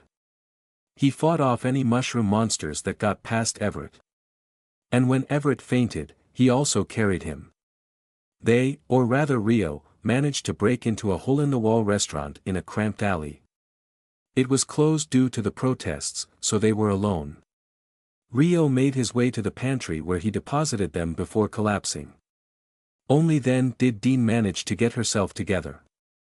And she saw the sacrifices of her teammates to keep her safe. Everett was barely conscious. Huge patches of skin on his arms and legs turned purple, signs of severe internal bleeding that wasn't healing. She could be wrong, but he appeared withered a bit. Rio, on the other hand, got hit on his back by a couple of projectiles from a mushroom creature. These were probably headed for her, and he blocked them. His regeneration tried in vain to fight off the encroaching infection. But his body was failing, small mushrooms sprouting out of his skin started to cover his back. If only I listened to Gabe, Dean muttered to herself as she recalled what happened to them. She bit her lower lip until it bled and she tasted its saltiness. Her shoulder ached even more. Gabe obviously told her not to go anywhere near the hospital. She ignored it. But then again, she fervently reasoned with herself, it would have said the same thing even if she could arrive on time to stop the 2MS. Her guardian angel would always err on the side of caution. She'd be held back from doing any heroic acts if she kept following it. She had to force herself into dangerous situations to get Gabe to side with her decision. And what if she did timely? Reach the hospital. Right? I decide when to listen to my guardian angel. Dean knew how helpful it could be, like when it taught her how to cut out the spores on Rio's back with a kitchen knife. She cried a fair bit while doing it, at the same time holding back the urge to vomit as Rio's blood splattered on her clothes. After a grueling 5-minute bloody session, she succeeded thanks to Gabe. However, Dean chose to ignore her guardian angel's next instructions. As she stacked tables and chairs to barricade the restaurant's entrance, she noticed a howl. A sound she had heard before that had haunted her nightmares. It had the same effect as the first time she heard it, making her stop in fear like prey that didn't want to be spotted by a passing predator. Madame Blanchette. She quickly explained to Rio and Everett that there were cries for help and she was going out to find those people. She couldn't tell them the real reason was related to Blanchette. Rio was conscious, although weak, and should be able to take care of Everett. Or that was what she told herself before rushing out. She didn't give him time to argue with her. Am I going in the right direction? She followed roars, gunfire, and smaller explosions without the usual heavy traffic of cars and people. The sounds clearly echoed amidst the concrete jungle of the city's heart. Madame Blanchette must be in a fight. Dean was certain she was near where Blanchette was but didn't know where to go next. The bid bombs and the grating car alarms made it hard to hear other sounds now. And she couldn't rely on Gabe because the instructions it gave would surely lead her away from danger and Madame Blanchette. Despite knowing the risks, she still wanted to meet with her. There were so many things she wanted to ask her, like how to stop Errand hurting or even killing people, how to slow down an Adumbri's transformation, and so on. Anything to keep her best friend's mind intact and appear as human as possible. And perhaps she could also get answers why Blanchette specifically helped Errand. The mysterious Adumbri wearing a red hood had shown up twice to save Errand at Sanders Mall and again at the docks. Madame Blanchette owed her I saved her at Eve. Combined with Blanchette's propensity to help Errand and her history of fighting the 2MS, Dean was sure she'd finally be able to make friends with her. If only they'd have the chance to meet. Fighting the 2MS. Something bothered Dean. Headley Cow and his mysterious group were also fighting the 2MS and they were also in this area. As for Blanchette, why was she here? Likely to fight the 2MS as well. Could those two be connected? Dean's hunch was Headley Cow and Blanchette didn't know each other. Otherwise, Headley Cow would already know Erin's true identity before meeting her at the police station. Come to think of it, the shape-shifting Adumbri should also know Dean's real identity too if he was really connected to Blanchette. Something whooshed overhead. Dean caught a glimpse of it. A flying Comexo. Black, sleek and compact. It was about the size of a man unlike the militaries which were gargantuan. The bid. What was a bid agent doing here instead of over at the Adumbry Titan? Her eyes narrowed. He's after Blanchette. Don't follow it. Yeah, right, Dean sarcastically replied. She hurried while looking up at the sky. The bid agent flew too fast for her to keep up. Two more bid agents soared above her. And the sounds of battle flared again. An angry roar and smaller explosions. Madame Blanchette, where are you? She reached the street corner and stopped to peek at what was ahead. She wasn't all gung-ho to rush straight into bid agents fighting, especially after ignoring Gabe's warning not to go here. 3 flying comm-exos shooting a building on the next block. Further on, a smoking police helicopter in distress was gradually going down. The pilot was probably controlling the crash landing to a safe spot. What was there? The small park in the middle of the high-rise apartment buildings. Something burst from the building the agents were shooting. It shot out so fast it was only a huge red blur to Dean, like a red car going 200 miles an hour casually sideswiping one of the bid agents in mid-air before smashing into the building across the street. Dean gasped. Pieces of the agent fell from about 30 stories high to the ground below. Mixed with her horror was also joy. She found Madame Blanchette. The red-furred beast climbing the building was smaller than the one she saved at Eve, but it was Blanchette's power to grow bigger and bigger. The 2 remaining bid agents didn't try to save their fellow who was hit. Perhaps he was beyond saving. They were also busy evading the rocks thrown by Blanchette. Dean ran forward as the battle raged on from building to building, hoping the agents wouldn't notice her. What do I do here? Her heart was conflicted by the situation. On one hand, Madame Blanchette was killing bid agents. They were the good guys, brave and hard-working men and women putting their lives on the line to keep the country safe from the Adumbry threat. On the other hand, Blanchette just couldn't let them kill her. If only there was something she could do to stop them, but that might be impossible even with her guardian angel. Madame Blanchette just hit one of the agents with a rock, damaging his armor. Were they heading to the small park? Did Blanchette want something from the downed helicopter? Dean couldn't see it as the building blocked it from view, but the black smoke rising from it rose higher and became thicker. The wind spread it along the street, making it hard to see. Maybe I'll just wait after Madame Blanchette kills the agents and then try to get her attention. Hide. Danger from behind. She dashed to the left and concealed herself behind a car with smashed windows. This better not be a trick to get me away from Blanchette, she warned her guardian angel. Or it could be real danger, in which case, wouldn't it have been better if it was a trick? What was coming? Mushroom people. A police van drove into view, almost tilting over as it rounded the corner with blazing speed. It continued driving to the battle between the bid and Madame Blanchette. Dean followed it as soon as it passed her. The police van stopped by the body of the fallen bid agent, what was left of it. Police officers came out and took the pieces of armor and the body parts on the street, and hauled them into the back of the van. Dean noticed an ominous machine the size of a car engine with a barrel on top inside the van. It didn't look like something the police would have, but more like a bid weapon to fight the Adumbry. Dean narrowed her eyes as she examined them from behind the cover of a wide tree. Suddenly, one of the cops pulled off his hand. Oh my! She covered her mouth. The hand came off. The cop tossed it to the ground and it grew into a full-sized plaster model of a man in a matter of seconds. The mysterious cop continued plucking chunks from his arm, and soon he had a small squad of plaster men. These men gained color, turning into realistic-looking cops. The cops inside the van passed weapons, guns and grenades, to the fake ones.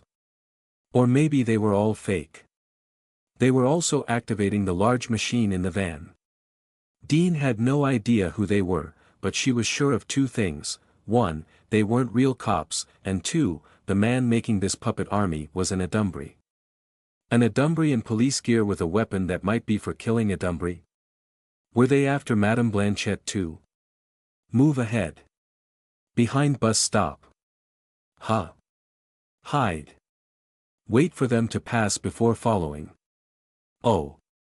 You're helping me? Dean had a grin on her face. Finally. I'm going to be a hero. Groar. Cut that out, you flying piece of shit. The floor and ceiling trembled from my roar.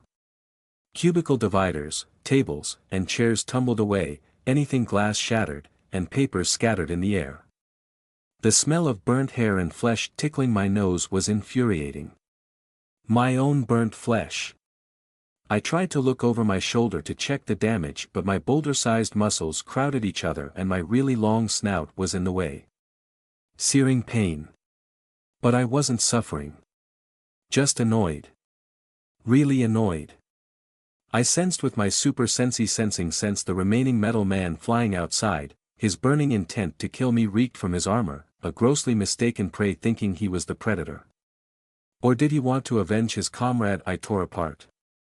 Whatever his desire was, he continued to pester me. Although I could predict where he'd shoot, I was too big to evade in time. I didn't know my exact size now, but I had to be on all fours to move or I'd break straight through the ceiling if I stood. I was more comfortable in this position anyway, with all my claws on the ground. I ran and continued my hunt. The entire floor was a huge office space, so it didn't have any concrete walls dividing it into rooms that could slow me down. All drywalls, office panel partitions and dividers, I easily went past everything as if I was running through a field of grass. Explosions lit my way like I was a rock star making an entrance in a concert. Painful spots blossomed on my body where the lasers hit. It took all of my willpower to keep myself on track hunting my original prey. The flying asshole outside could wait. He couldn't hurt me much even with his powerful lasers. My flesh rapidly healed and a fresh layer of fur immediately covered it as if nothing happened. My wide ears twitched, facing whichever which way to detect their movement, my nose vigorously sniffed the air to follow their smell. Oren the smug bastard, I should eat him before anything else, and the old man with the parasite canisters. It was becoming harder to track them because of the fires and spreading smoke. The sprinklers also came on and gave me a bath. I was more annoyed with my drenched fur becoming heavy with water than the lasers. They couldn't have already left, could they? While fighting the bid agents, I spotted Oren and the old man escape the wreckage of the crashed helicopter. They headed into this building to hide. To my surprise, the bid agents detached boxy metal thingies from their backs and dropped them to the ground. The two boxes sprouted legs and guns, scuttling after the two MS Adumbry goons. Scuttled, scampered, skittered skitter. That was right. Skitters, the name of those frickin' spider robots that nearly killed me when I escaped the tunnels below the Eve Club. These couple that the bid had deployed were smaller though. And why were they also chasing the two MS? Did the bid know about them? Whatever. Those skitters better not mess with my food. Faint pops. It became an angry droning sound. Gunfire. The floor vibrated from the explosions below. I paused. Lasers found their mark. The fallen cabinet beside me burst in flames and the sprinkler above activate. Huge lesions formed where the lasers burned my flesh. I didn't care. I dug at the floor with my claws. My hands were like excavator buckets scooping out chunks of concrete. I growled as I reached the reinforced steel frame. I tugged at the rebars and bent them out of a way, hoping it'd be a huge enough hole for me. I crawled down the hole to the floor below while the bid agent relentlessly tried to kill me. As soon as I dropped down, I wrinkled my nose. I swept a row of cubicles out of the way and spotted Oren and the old man running to the side of the floor. A skitter burst into view. It dug its spiky legs into the ground to stabilize itself and the gun mounted on its back whirred into action. The two Adumbry dropped to the floor and laid flat as the robot spider strafed the windows and walls. Ruwawa. My prey. If this stupid spider killed them before I. The skitter turned its turret in my direction, deciding I was the bigger threat it should destroy first. Oren and the old man hastily got back on their feet, bloodied and injured with several bullet wounds, and made a run for the windows. I raised my arm as the skitter's heavy machine gun rambled. Hot metal pellets tore into my thick skin and muscles, ripping off bits and pieces of my flesh like a sculptor chipping away at the marble. But unlike marble, I could regenerate. And at a very rapid rate too. I rushed at the skitter and clamped at its massive gun with my jaws. I violently shook it like an overexcited dog destroying its toy. Sudden sharp pains on my back, hot skewers buried deep into my muscles. What the? A massive shock went through my body. I clenched fangs, crunching through the metal, as I uncontrollably shook. My muscles seized, my arms and limbs curled to my body. I couldn't control myself. The other skitter had latched onto me and was electrocuting me. The partially destroyed skitter on the floor jabbed its remaining working leg into my abdomen and coursed electricity to me. Sparks came out and it suddenly exploded, perhaps already too damaged to move. The blast knocked some sense into my head. I forced my arm to move and reached over my back to grab the other skitter. Ruiger. Get off me. I pulled it, with its spiky legs and all, and slammed it on the ground right on top of its brother robot. Then the ceiling. The ground. Ground again. Ceiling, floor, ceiling, floor. I chucked away the postmodern metal art piece that was the skitter before charging at the window. But I skidded to a halt before I broke through the concrete wall. No way I could fit through the window. I stuck my head outside and scanned the surroundings before deciding what to do next. I was amazed at myself to still have some presence of mind left after all this time.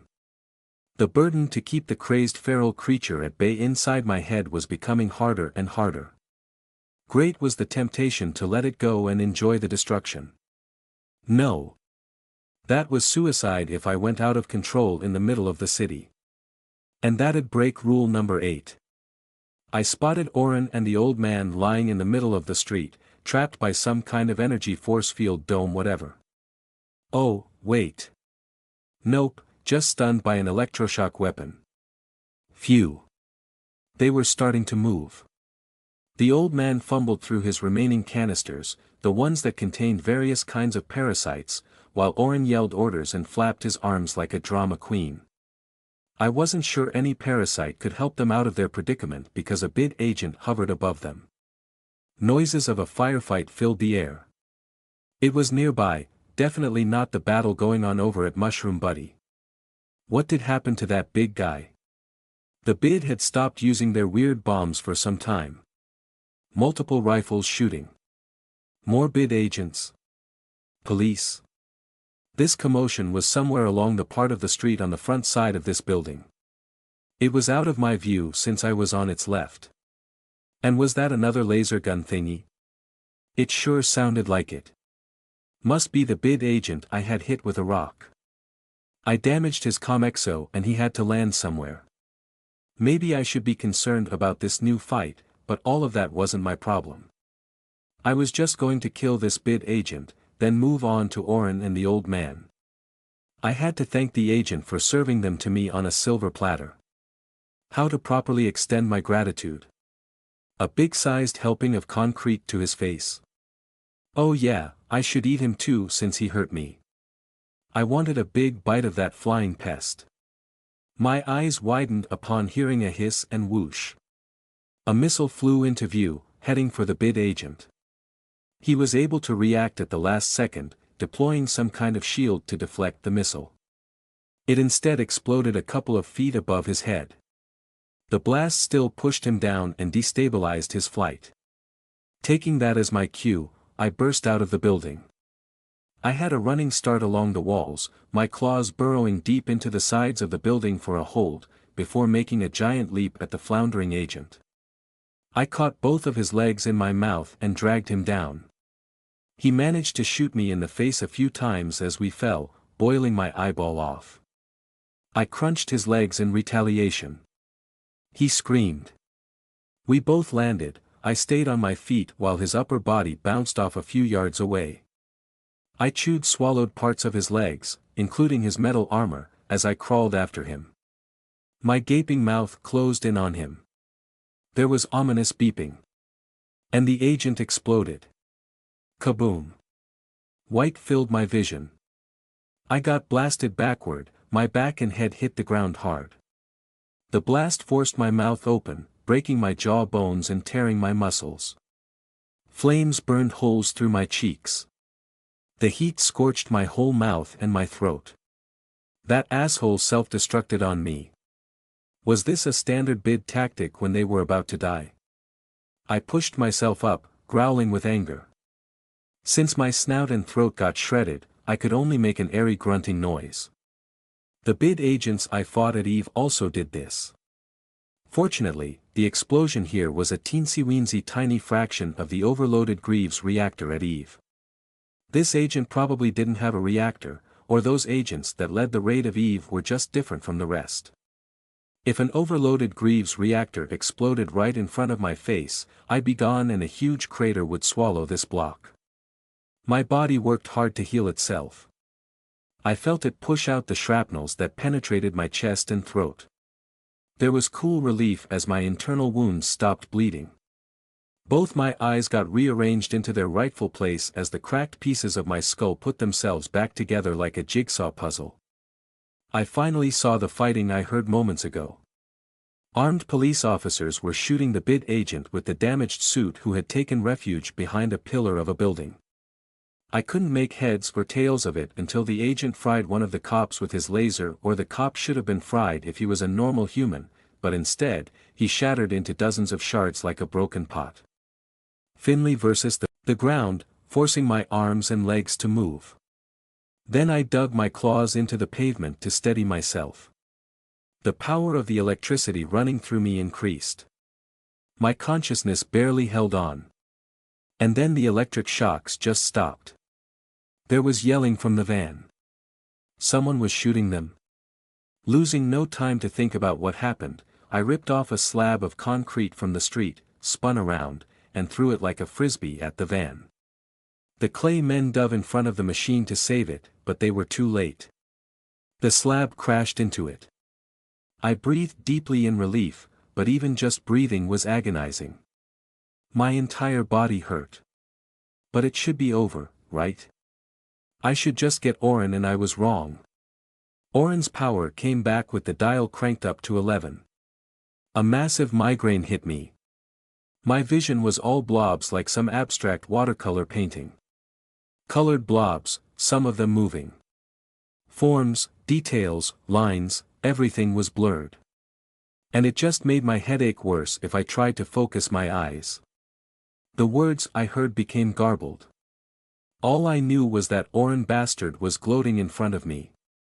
I picked that the parasite was doing something to his powers, and something about that machine Finley gave him, but I couldn't decipher anything now.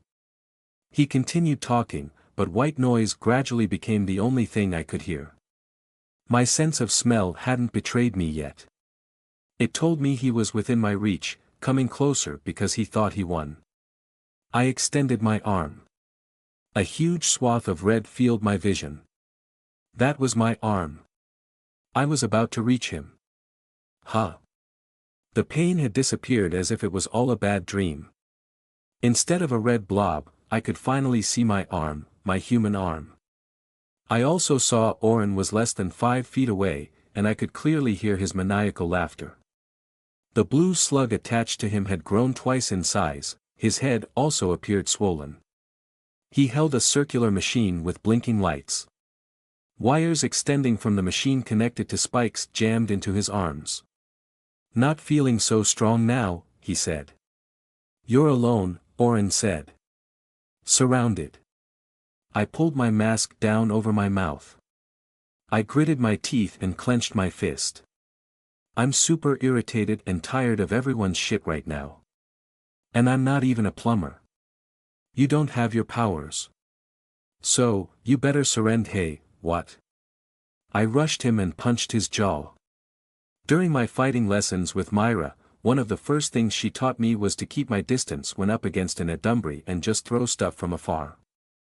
She had explained that while I may be strong with a super durable body, I wouldn't know if my opponent was stronger several-fold until it was too late. Duking it out face-to-face with someone like Bob or Stella wasn't advisable, to say the least. However, I do know that Oren Cohen is a weak piece of shit. My knuckles connected with his chin.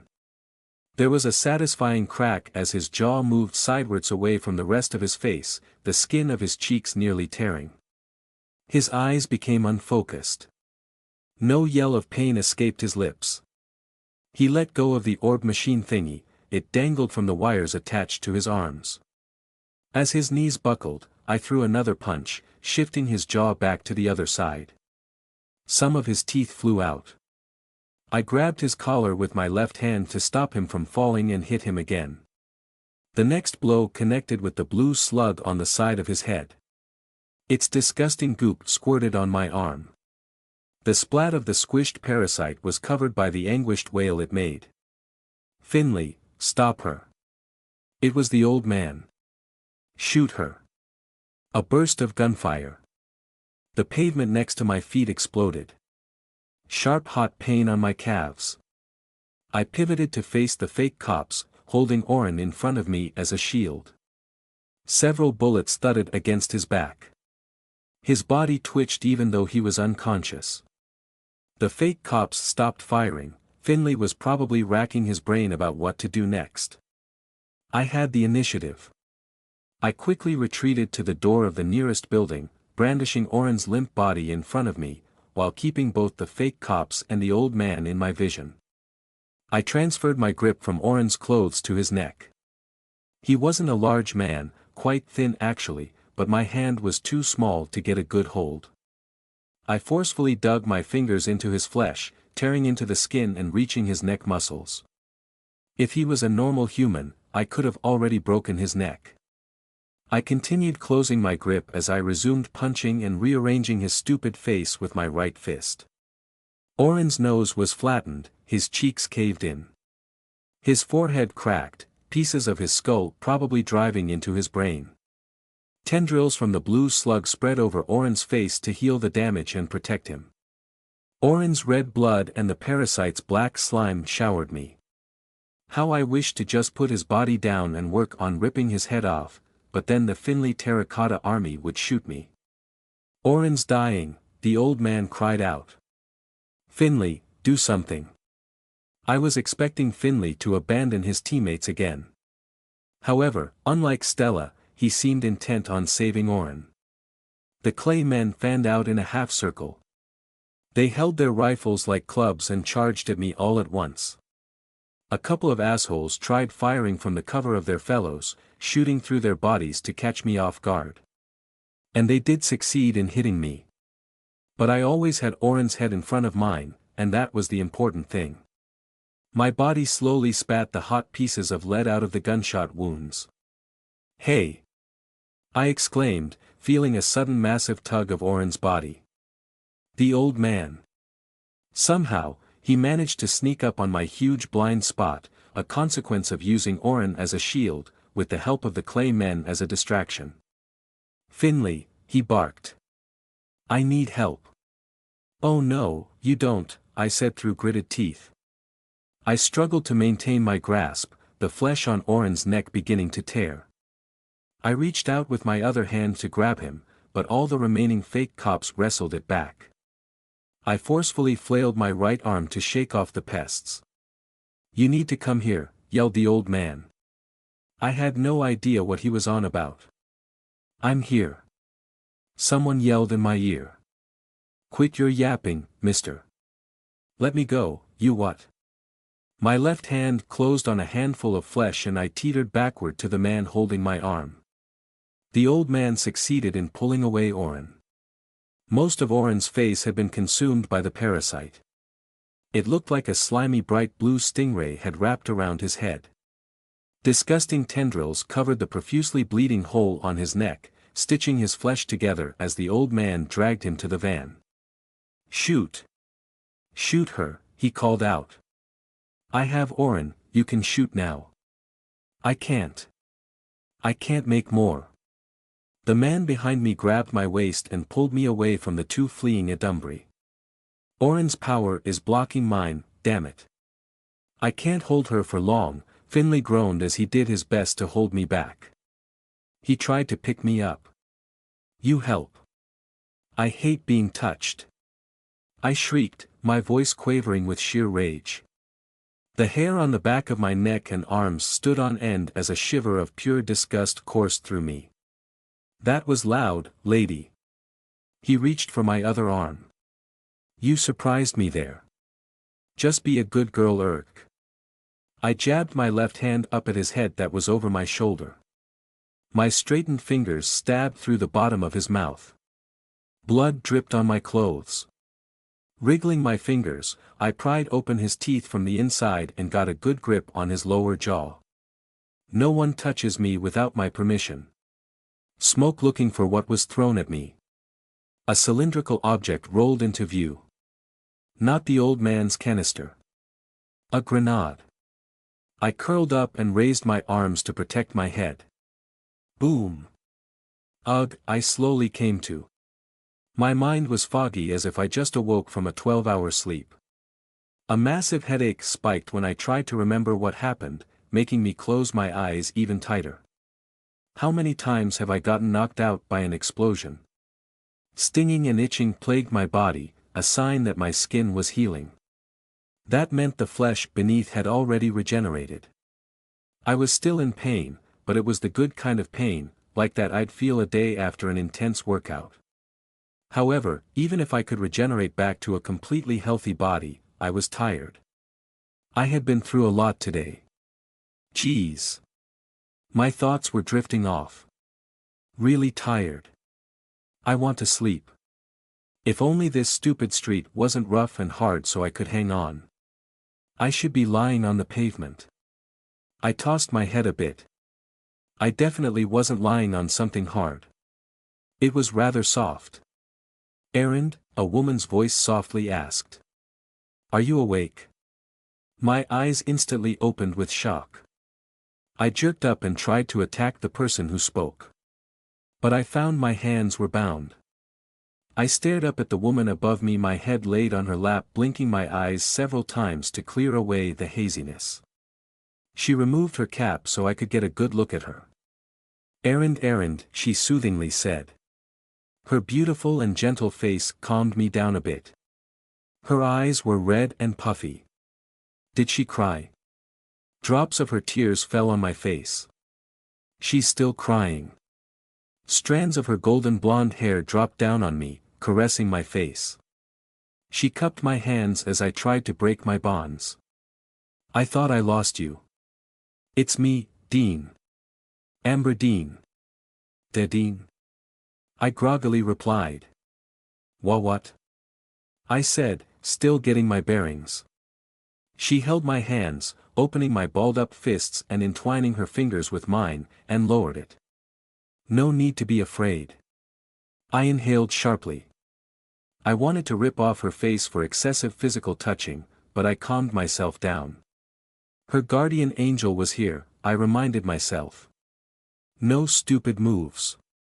I freed my right hand from her grasp and felt my face. Crusty and stiff. Blood had dried on my face. Mine. Maybe Orin's too. I'm sorry I didn't wipe it off, Dean said. I thought it could disguise you as you healed. I didn't respond. My balaclava was gone. Did she take it off? Or maybe it got torn up by the grenade blast. Not that it mattered since Dean could recognize me even with it on. And she was already calling my name. I looked down at my body. She had draped a hoodie over me like a blanket. I peeked underneath. I was half naked, most of my clothes got shredded or burned away. Skin and flesh were in various stages of healing, but most of the wounds had closed. I let go of the end of the hoodie with a sigh. It fell back down on my chest. Fuck. Dean reached for the crystals with a finger. I recoiled from her touch. Our eyes met. Okay, the jig is up. I was strangely calm inside my head, analyzing the situation carefully. This wasn't the first time I got caught in a lie. It was an occupational hazard with using faces, and I was well versed in dealing with this situation. Just modify the face and mix truth with the exposed lie. Also, I had expected Dean to eventually uncover my secret. I just never expected our confrontation to be this way. I also thought it would happen later, way later, than this soon. The more I got to know Dean, the more I realized I couldn't get a good read on her. I wasn't sure which of her sides would win if pitted against each other: her will to fight Adumbry or our friendship. Now, I had my answer. After knowing the truth, she could have just run away, or she could have killed unconscious me. Instead, she chose to stay and took care of me as I regenerated. She also gave me a lap pillow, something that I did to her before, although she shouldn't know about that because she was asleep that time. Granted, she had bound my hands, but that was probably more of a precaution advised by her guardian angel. I bet her future-seeing pet told her to leave me and she chose to ignore it. I'm so touched, I sarcastically thought. Friendship wins, just like in the movies. I was going to see how far this friendship went. Time to whip out scared and embarrassed errand. Dean, I can explain, I stammered. I pushed her hands away and got up from her lap. I scooted a few feet away. For a second, she wanted to keep me still, but just let me go. I sat across her, holding her hoodie to cover me like I was ashamed of what I had become. This isn't what it looks like. I can explain. It's all right, Errand, she said as she wiped her eyes. Don't worry. There's no need to explain anything if you don't want to. Typical Dean to act this way. This was my comfort zone if she behaved normally. But I kept it a secret from you. I'm sorry. You have nothing to be sorry for. I understand you. And, I accept you. Oh, how did you find me? I needed to know how much she saw to make a well-crafted story to back the modifications to the default Errand face. And why are you here? I thought you were attending that event thingy at City Hall. I was. But I received a message from Rio and Everett that they needed help investigating the hospital. She explained that the parasite monsters attacked her on the way to EFU Medical Center, how she met up with Rio and Everett, how they fought to survive the horde of mushroom people, and where those two were now. While telling her story, she tried to get closer to me, slowly inching across the floor as if I was a squirrel that would run away if spooked. She stopped when our knees almost touched. I just had a feeling I should go out and look for someone. Yes. I can't explain it. Maybe it was the Mother Core guiding me to. But how did you find me? I asked my first question again. I was just looking for anyone who needed my help. And then I heard explosions. Different from the large ones with the bid bombing the Adumbry Titan. Closer too. I just had a feeling in my heart I should go there. I was right, I found you lying unconscious on the street. She closed her eyes. The waterworks turned on again. Your body, it was in a horrible shape. Wounds, lots of blood. I didn't. Why? Who were you? No. Never mind that. You're not going to ask. No, she firmly interjected. Focus on healing. When you've fully recovered, we'll move. Oh, okay, I'm sorry again. Enough of that. We can talk later or not if you don't want to tell me anything. Thank you, I said, adding in a little sob. Just rest for now. As I mulled what to make of the situation, I looked around for a topic to fill the awkward silence. Dean had made a mini fort with various pieces of furniture to hide us from view. An office of some sort. Where are we?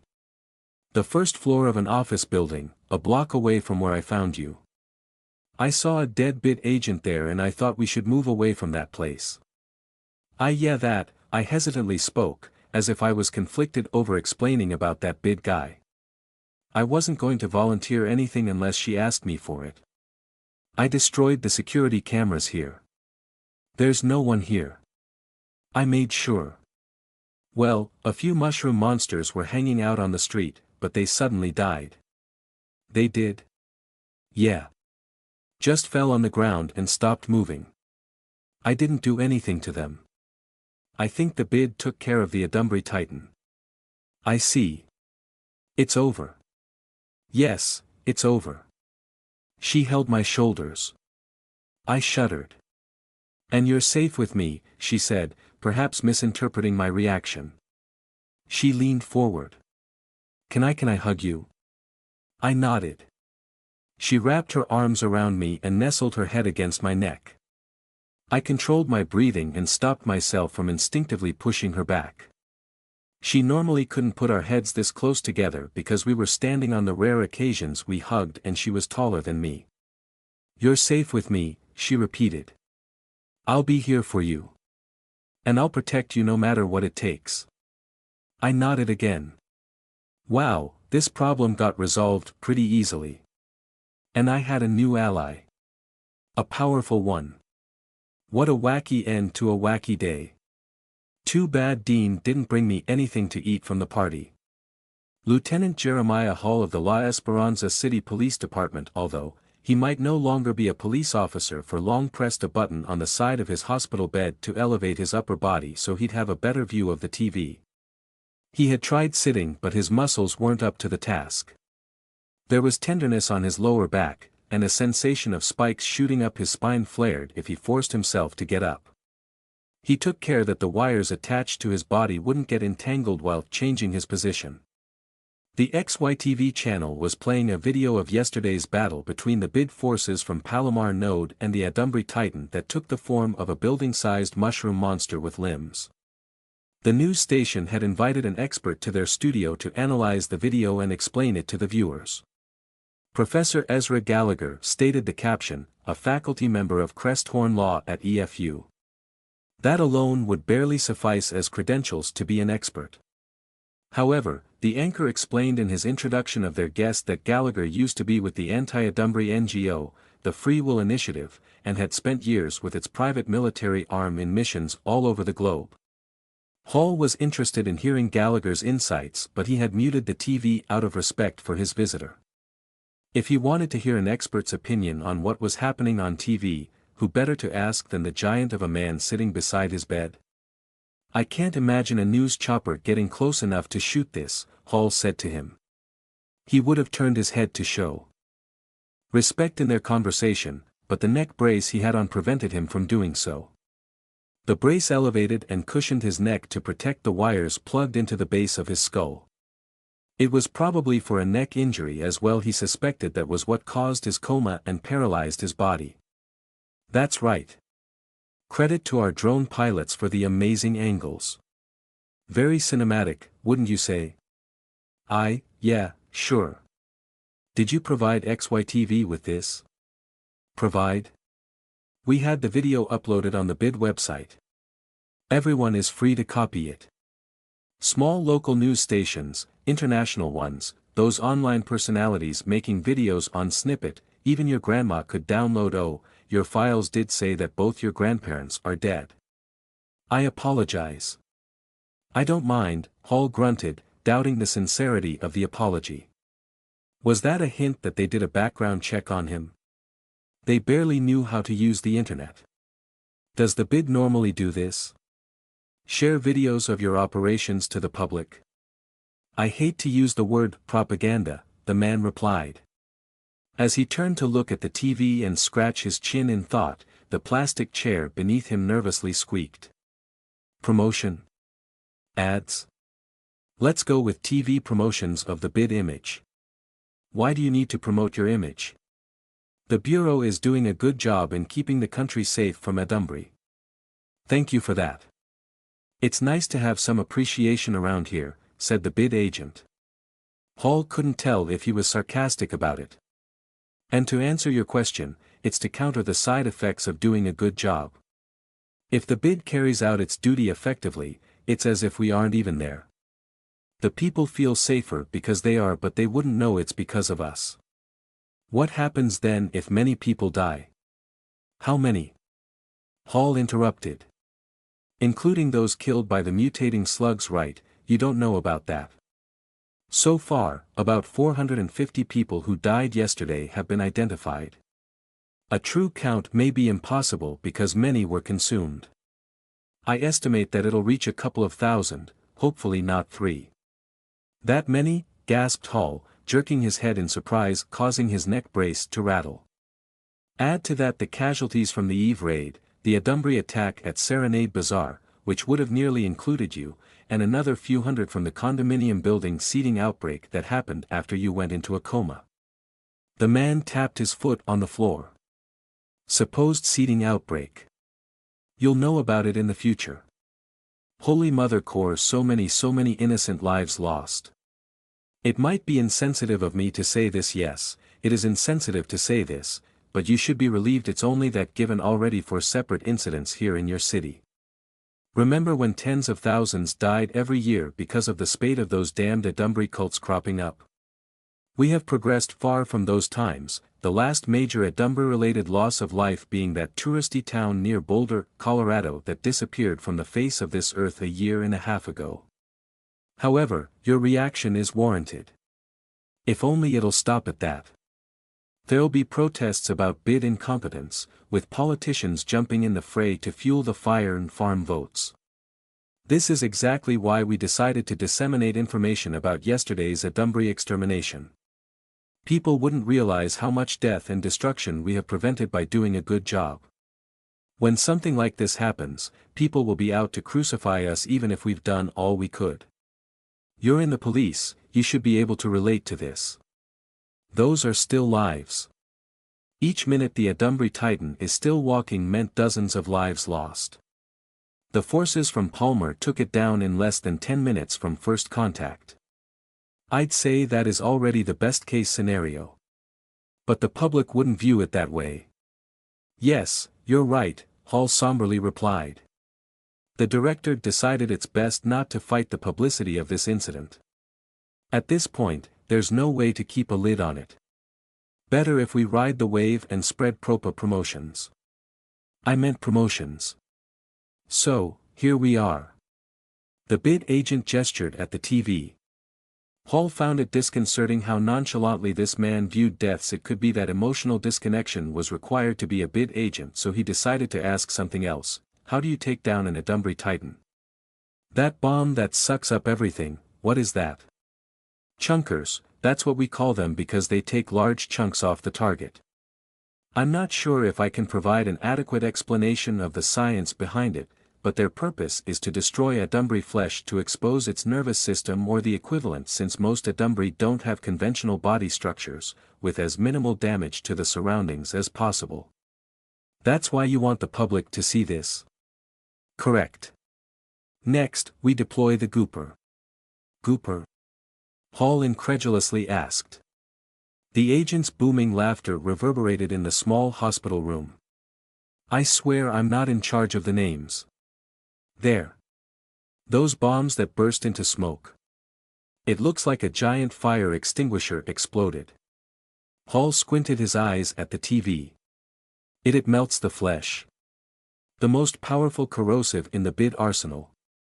If a human is inside that cloud, he'll turn to goop in seconds, hence the name. Goopers are used to combat an Adumbri's regeneration after the chunkers have opened them up. And then we'll drop the shockers, said Hall. I know those. The TV screen lit up and the footage cut off. And there I was, praising the drone pilot. The bid agent chuckled. Maybe we should fire that guy. Another video was shown. This time, it was shot from a block or 2 away from the Adumbri Titan. Its flesh was turning bleach white and hardening. Then it slowly crumbled like a sandcastle in the wind, flooding the streets with waves of white ash. Hall and the bid agent stared at the dying Adumbri in silence. If I become a bid agent, Hall finally said when the news cut to commercial, will my... If... Are you going to blackmail me? That is highly confidential and top secret bid tech allowing you to wake up and move a bit right now, but I'm not blackmailing you. It just looks like it. The bid has no need for reluctant agents. I'm confident you'll join us. A side of Hall's lips curled in a smirk. The bid did have files on him. When he was in college, he had tried to apply to be a bid agent. However, life had other plans, pulling him back from his dreams.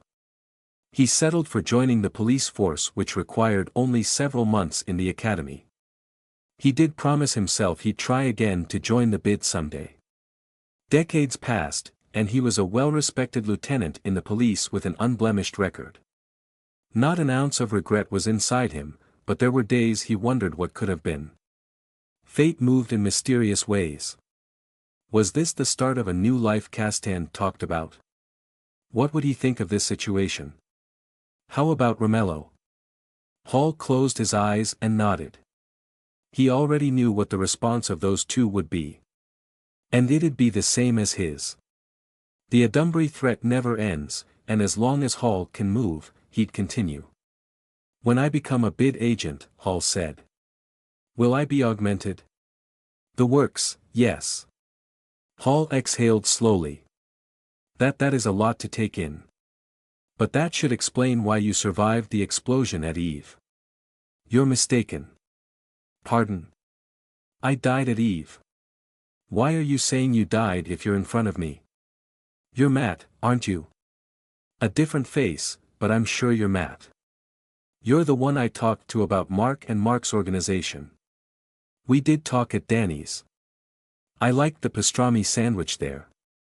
And you were leading the raid. I heard you were in the underground area of the club when the massive explosion happened. That was me, but also wasn't. In fact, I'm Tim now. Yeah, let's go with Tim.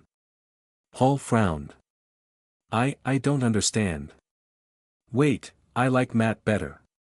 Let's go back to Matt. Hall clenched his teeth and tightened his core. Ignoring the pain, he forced his body to lean to the right and face the bid agent. There was pain and stiffness despite the medications, but what bothered him was the weakness of his muscles. That should be expected from being in a coma for almost a week. He finally saw Matt, the bid agent in full. Almost 7 feet tall, his knees came up to his wide chest as he hunkered down sitting on a small plastic chair. It wasn't Hall's imagination, this Matt did have a different face. More agents stood guard outside the room, standing with their backs to the glass wall. Hall struggled to ask, Are you still human? What do you think? How would I know? Why don't you answer it? Because I don't know either. Would I still be human after the bid's done augmenting me? As Matt gave him a smile, his skin that had an odd gloss unnaturally wrinkled as if he was a wax figure. Golden-colored eyes seemed to bore into Hall as pupils rapidly alternated dilating and constricting as if scanning him. Matt then said, That's for you to answer. Headley Cow. Cow stepped to the side of the window as a bid surveillance drone hovered by, its buzzing hum competing with the honking cars on the street below. The evening rush hour was in full swing despite the Adumbri attack that had just happened yesterday. This area was far from the hospital, so people probably felt safe here. The only indication something was different was the drones flying around. Dozens of those pesky things were deployed by the bid trucks that rolled into the city yesterday night, looking like a disturbed hive disgorging angry bees. Police helicopters patrolled the skies. The National Guard, more of them called by the governor after declaring martial law, had set up multiple checkpoints on all the roads leading to the city. But Cow, Headley, and Penemute didn't need to worry about finding a way out of La Esperanza and on to their next mission. He had already told Euphonia that they were ready, and she was pinpointing their location so Legba could fetch them. He examined the modified satellite phone Euphonia gave them. Part of the uneasiness he felt was because they didn't fully understand her power. It seemed she was just gifted in tinkering with machines and gadgets to the point of almost being magic. He just didn't know when her inventions would work and when they'd fail. If she could track them with this, would the bid be able as well? He spotted a bid sentry, a slim plane with a huge dish on top, zipping overhead this morning. A missile heading straight for them was a surprise he didn't want. Don't worry. Headley pranced to him. Euphonia knows what she's doing. She had correctly guessed what was on his mind even if their thoughts weren't connected. When merged, they still had separate minds, with only the pilot being fully awake. They used to be one person, despite the passing years since the split, so they could gauge what the other was thinking although their personalities had long since diverged. It was like they were twins. Just like my twins. It's just that Cow turned to Headley, gazing at the face of his redhead daughter that had died during the riot of a large Adumbry cult in their town. He couldn't shake off the eerie feeling of talking to another part of himself in his daughter's body. Did she have the same feeling too, talking to him who was using the body of his son? Is anything wrong? She asked, raising her brow. Her blue eyes met his. Nothing, he shook his head. You're right. We should trust Euphonia. Were you thinking about something else? No, just hoping Legba will get us soon. To stir clear from his existential musings, he called to the axe lying on the bed of this vacant rundown apartment they had broken into.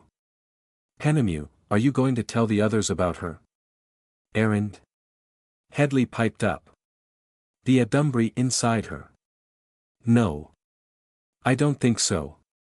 They'd suspect I've been compromised, Penemew said in their minds. I don't want to cause unnecessary worry. That or you just don't want Satori reading your mind? Headley teased him in a sing-song voice. No one wants Satori in their minds, said Cow, referring to one of the original members of their group who checked those who joined if they truly put the Adumbry inside them to sleep. But you mentioned that her Adumbry has some sort of purposes in thought. Yes. That's what I felt. Maybe I was imagining it. The Adumbry inside Aaron didn't have the curious innocence we're familiar with. And Aaron's mind was still separated from it. That's another thing I don't want the others to know. Cow interjected, an Adumbry and a human getting along. Is impossible, Headley finished. I know, said Penemew. But if it was truly the case, then, and I have thought about this, it's better that we leave them be. They seem to be fighting the underlings of the supplier so it indirectly benefits us if they continue what they're doing. Okay, Headley said, I'll keep mum about it. But I do want to see Aaron's friend again. She's so pretty. I'm sure we'll eventually meet them, Cow said. If they become our business then, so be it. For now, our business in this city is over. This place is crawling with bid. I hate it here. If only we stopped the bridging. Cow's eyes narrowed. Penemew had used the word we instead of you, but he was sure the former school teacher was specifically blaming him for all the deaths caused by the manifested Adumbry. Veneer was part of his wardrobe, hence he was the one piloting the body during the bridging. They had already argued about this yesterday and he didn't want to start another altercation right now. He replayed in his head the events that transpired to convince himself he made the right choice even if the holier-than-thou Penemew disagreed. Using Veneer, he easily took out the fake Adumbry guarding it, probably members of a criminal organization under the influence of the supplier, and had the choice of either trying to stop the cocoon from bridging or letting it connect and cutting it off afterward. The first choice carried the risk of getting himself sucked into the cocoon. If that happened, he'd just contribute to its growth and no one would be there to stop it. The second choice was safer, he'd let the bridge finish then immediately cut it off to make sure the manifested was as weak an Adumbry as possible, before fleeing far away from it. And he masterfully carried out the second option. It only took the bid a few minutes to bring down the manifested that came out. Yes, many people did die. But the alternative was so much worse. I'm so bored, Headley said. She had noticed Cow's troubled expression and probably wanted to break the tension. Cow checked Euphonia's phone again. Just wait a bit more. You know what'll be funny, she said. What if the old man gets the wrong door in this apartment building? Imagine a random guy going out for the day and ending up. The sound of a bell ringing made her stop. She threw her hands up. Finally. I'm getting tired of this place. I want to sleep in a nicer place tonight. The old PVC door of the room had transformed into an even older wooden one. Cracked in several places, rotting with age, and covered with dust, it looked like the door of a long-forgotten cabin in the woods. Hedley picked Penemu up from the bed. Cal opened the door for her. She carefully maneuvered the large unwieldy axe into the door without damaging its sides. Then he followed her through. They exited on the rooftop of a building. Surrounding them were much taller buildings, their sides plastered by towering billboards replaying blindingly bright commercials. Neon lights wherever Cal faced assaulted the senses. Drones also flew everywhere, but they weren't bid drones. These projected 3D ads around them. A city of information overload, at least in the middle of it. There was no time difference between here and La Esperanza, but this place looked as if it was daytime from all the lights. The three of them walked, two of them, to be more accurate, with Hedley lazily dragging Penemu to the edge of the roof where two persons were waiting for them. A small hunched-over old man, just a head taller than Hedley Cow, perched on top of the parapet. He carefully balanced his frail body as the humid night breeze blew, causing the tattered cloak draped over his back to flutter. His shriveled hand was extended to the side, gnarled fingers grasped the handle of a golden bell that seemed to give off its own light, more beautiful than any of the neon signs and the holographic ads around them. Legba stopped ringing the bell. Cal looked over his shoulder. The ancient oaken door closed and turned back to the original door to this rooftop. The willowy woman beside the old man did a little twirl as she turned to face them. Her appearance couldn't be any further than the sinister Legba. With mismatched flip-flops, rugged jeans, and checkered long sleeves, she looked like a random person mistakenly running into their meeting. She was about to speak when the wind blew her frizzy long hair into her mouth. She spat out the hair and exaggeratedly gagged, her circular glasses falling off. Cow turned to Hedley and shrugged. She rolled her eyes in answer. They were already used to this crazy woman's antics. Mark, or Big Marcy as everyone insisted to call him, a name he despised yet let slide to differentiate himself from his brother, stood in front of a cylindrical vat, examining its contents through its glass wall. It could not be denied that the moniker, Big Marcy, was simple yet perfectly encapsulated the first thought anyone would have upon seeing him. His towering height and immense physique made people think he was an enhanced human or augmented with leg extensions and the like, but it simply was not so. He was naturally tall enough to look Oren in the eye, or rather the part of his face where his eyes should be, were it not for his misfortune as the latter floated in the regenerative fluids inside the vat. One of the prized artificial adumbri of their organization was now more monster than a man in appearance, he was already a monster before. Vivid blue tumorous growths covered half of Oren's body and threatened to engulf the rest of it. Dozens of tendrils instinctively reached for Mark as he came closer like plants growing towards the sunlight, wiggling in the liquid and tapping on the glass. "This is safe, I presume?" Mark said to the frail old man beside him.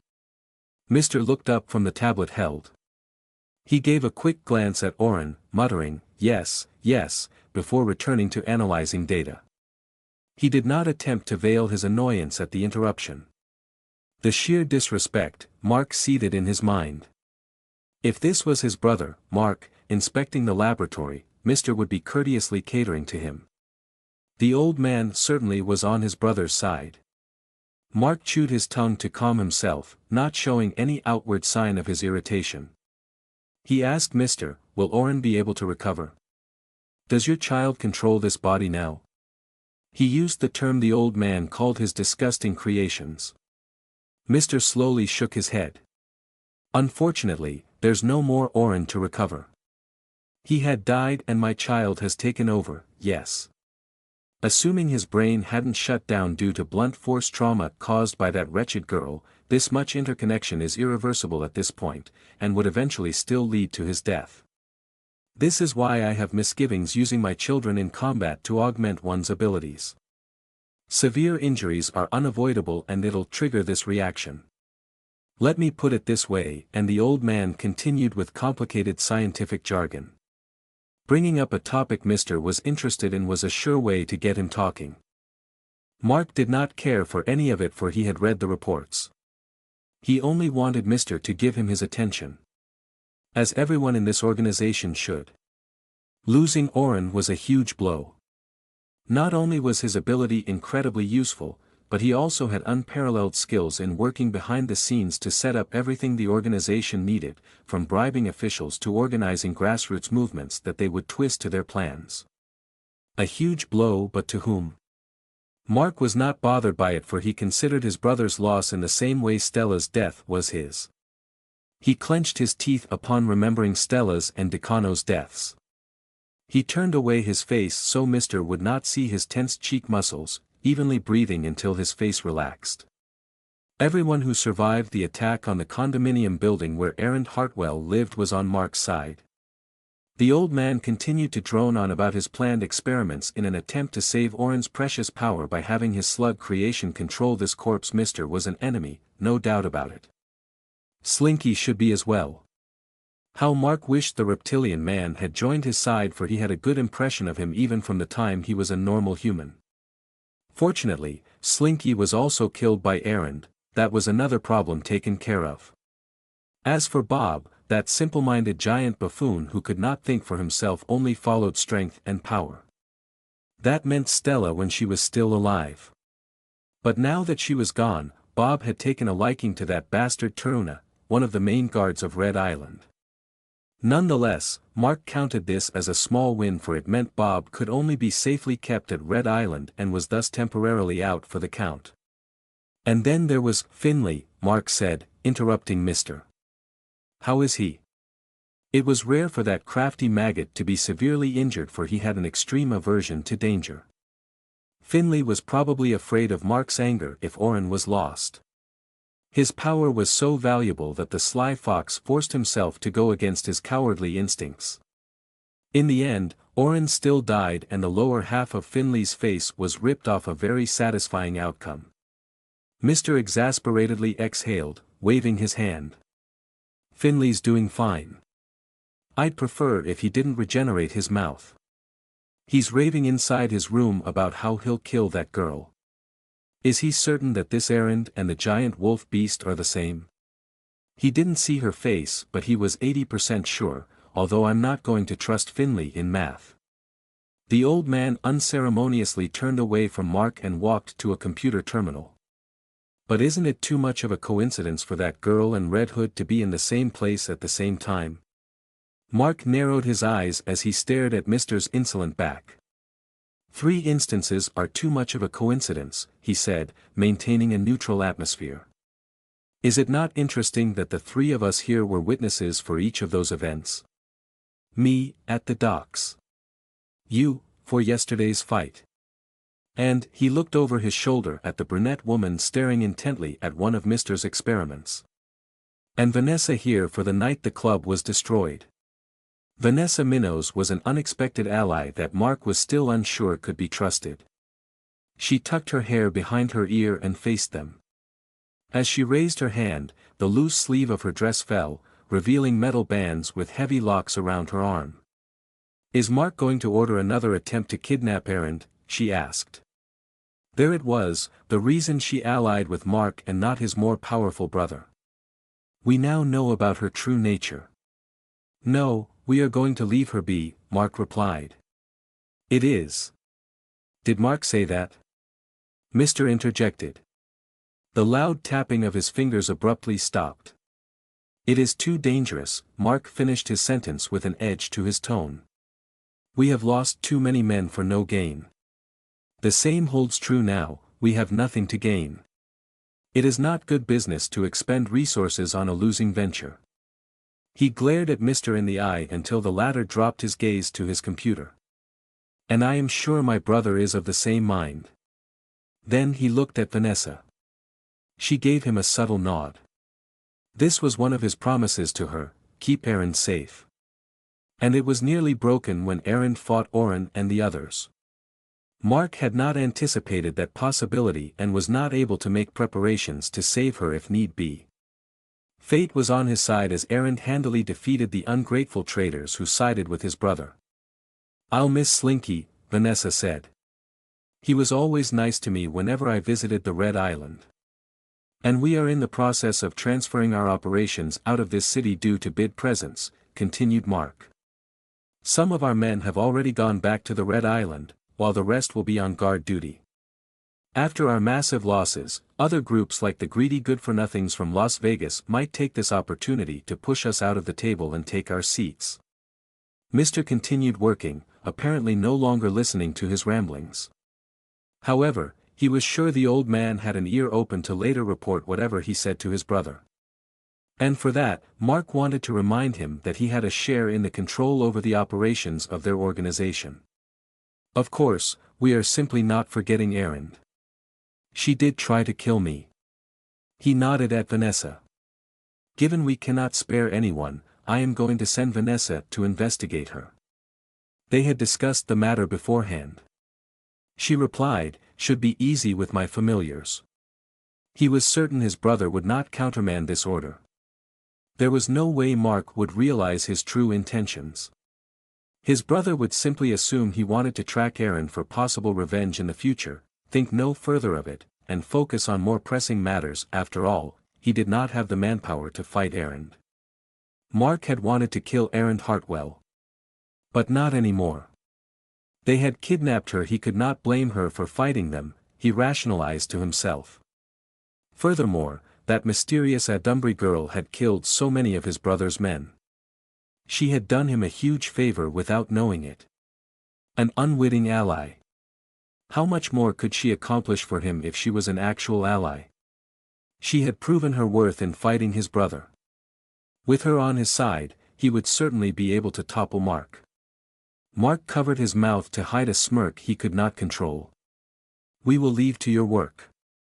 "Aha," grunted the old man. "Thank you for having us, Mr." Vanessa said as she followed Mark. Vanessa was a powerful asset to have. She had demonstrated her abilities to him and he was impressed. In return, she wanted to have Erend by her side. Mark readily promised her so. Their goals aligned. He personally did not care about her reason to want to be friends with someone who shot her point blank in the head. But then again, Erend had also tried to eat him. Both of them were kindred souls, nearly killed by the person they want to ally with. However, Vanessa would not be enough if Mark wanted to make a power play. His brother had too many Adumbry loyal to him, especially among the guards for their assigned sector in Red Island. Other than Erend, there was someone else he could try to get on his side. Mark veered to the left section of the vast laboratory so he could pass by a specific line of vats on his way to the exit. Out of the 10 containers in this row, 7 of them were occupied. 6 held corpses of normal-looking humans. Mr. had told him that his children could not connect to the nervous systems of these people, somehow resulting in both the parasite and the person dying. The old man could not, or probably chose not to, explain the significance of this. At any rate, it was apparent there was something important with these dead bodies because the supplier was more interested in them than the Adumbry that manifested at EFU Medical Center. "I will discover their secrets someday," Mark promised himself. For now, his focus was on the person inside the 7th vat, a half-mutated man with a large blade for an arm. His brain worked on a plan to set him free without inviting suspicion, while at the same time wondering if he had not yet gone mad thinking of ways to defeat his brother. No. Decisive action was needed. He was going to show he was the superior Mark even if he had to throw in his lot with Ramon, a true Adumbry who wanted to take revenge on all of them. "Again, thank you so much," Romello Staton said on the phone, his voice cracking towards the end. I hope to meet him soon." His grip on the phone tightened as he continuously repeated a prayer of gratitude to the mother core inside his head. He had just received news that his uncle was safe during the Adumbry Titan attack and that he had woken up from his coma with experimental treatment at the hospital. Just passing on the message, sir, replied the police officer on the other end of the line. Romello had seen this man a couple of times during his visits to Uncle Jerry's precinct and could recognize him by face, but he hadn't spoken to him before. The cop had explained he was Caston's friend visiting the hospital as a favor since the latter couldn't. Caston, like Romello, was also held by the bid for testing and investigation. I'm sure Lieutenant Hall will be delighted when you visit him. And there was the beep of the call ending. Romello felt his eyes water. He had told the cop that he hoped to meet his uncle, and not that he was going to visit soon. He didn't know when he'd be able to do that or if that was still possible. Is everything all right? Said a mellow female voice. Yeah. Romello wiped the tears on the side of his eyes before looking up at the bid agent in front of him. Yes, ma'am. I'm fine, he said firmly. He handed her back the phone she lent him and murmured his thanks. She wore a glossy angular black helmet fully enclosing her head except for an opening at the back allowing her long hair to flow down. Like other agents he had seen here at Palomar Base, she wore a nondescript black suit, except that hers was more tight-fitting. A rectangular metal object was attached to her back. Lexus, that was her introduction and nothing else. No title or rank or whatever. Judging from other agents twice her size following her around, Romello surmised she must be quite important. So, why did she personally come to tell him his uncle was all right? There was no need to allow him a call, especially given that he was under investigation. They were suspiciously accommodating. But Romello didn't want to think too deeply about that now. He massaged the spot on his head where that traitorous dirtbag hit him with a metal box. Bid nurses had treated his wounds and bandaged them. Served that guy right to be eaten by the monsters at the hospital for joining the SVS to rat them out to the PCM. Is your injury hurting? Lexus asked, pointing at his forehead. You can rest at our hospital. We'll just call you for your turn. I'll just wait here for my friend, he answered, referring to Reginus. It might take some time. It's all right, ma'am. I promised her I'd stay here. That's nice, she said. If you need anything, just tell Sid over there. She nodded at the burly agent with a frowning face and a gun guarding the door to the room. Romello definitely had no plans of talking to that guy. Water or coffee or whatever. Make yourself comfortable. We're just doing routine checks. Romello stared at her leaving, followed by her entourage of bodybuilders. He sighed and looked down at the metal rings around his wrists. Routine, huh? And make himself comfortable. Then why did they slap this kind of cuffs on him?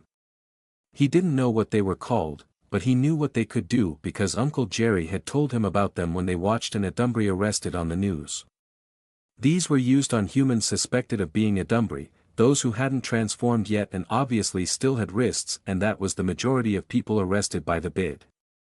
Those too far gone were executed on the spot. The rings had trackers in them and could be magnetized to stick to each other to be proper handcuffs. And these rings could also be made to stick to metal. The room he was in appeared to be covered in metal.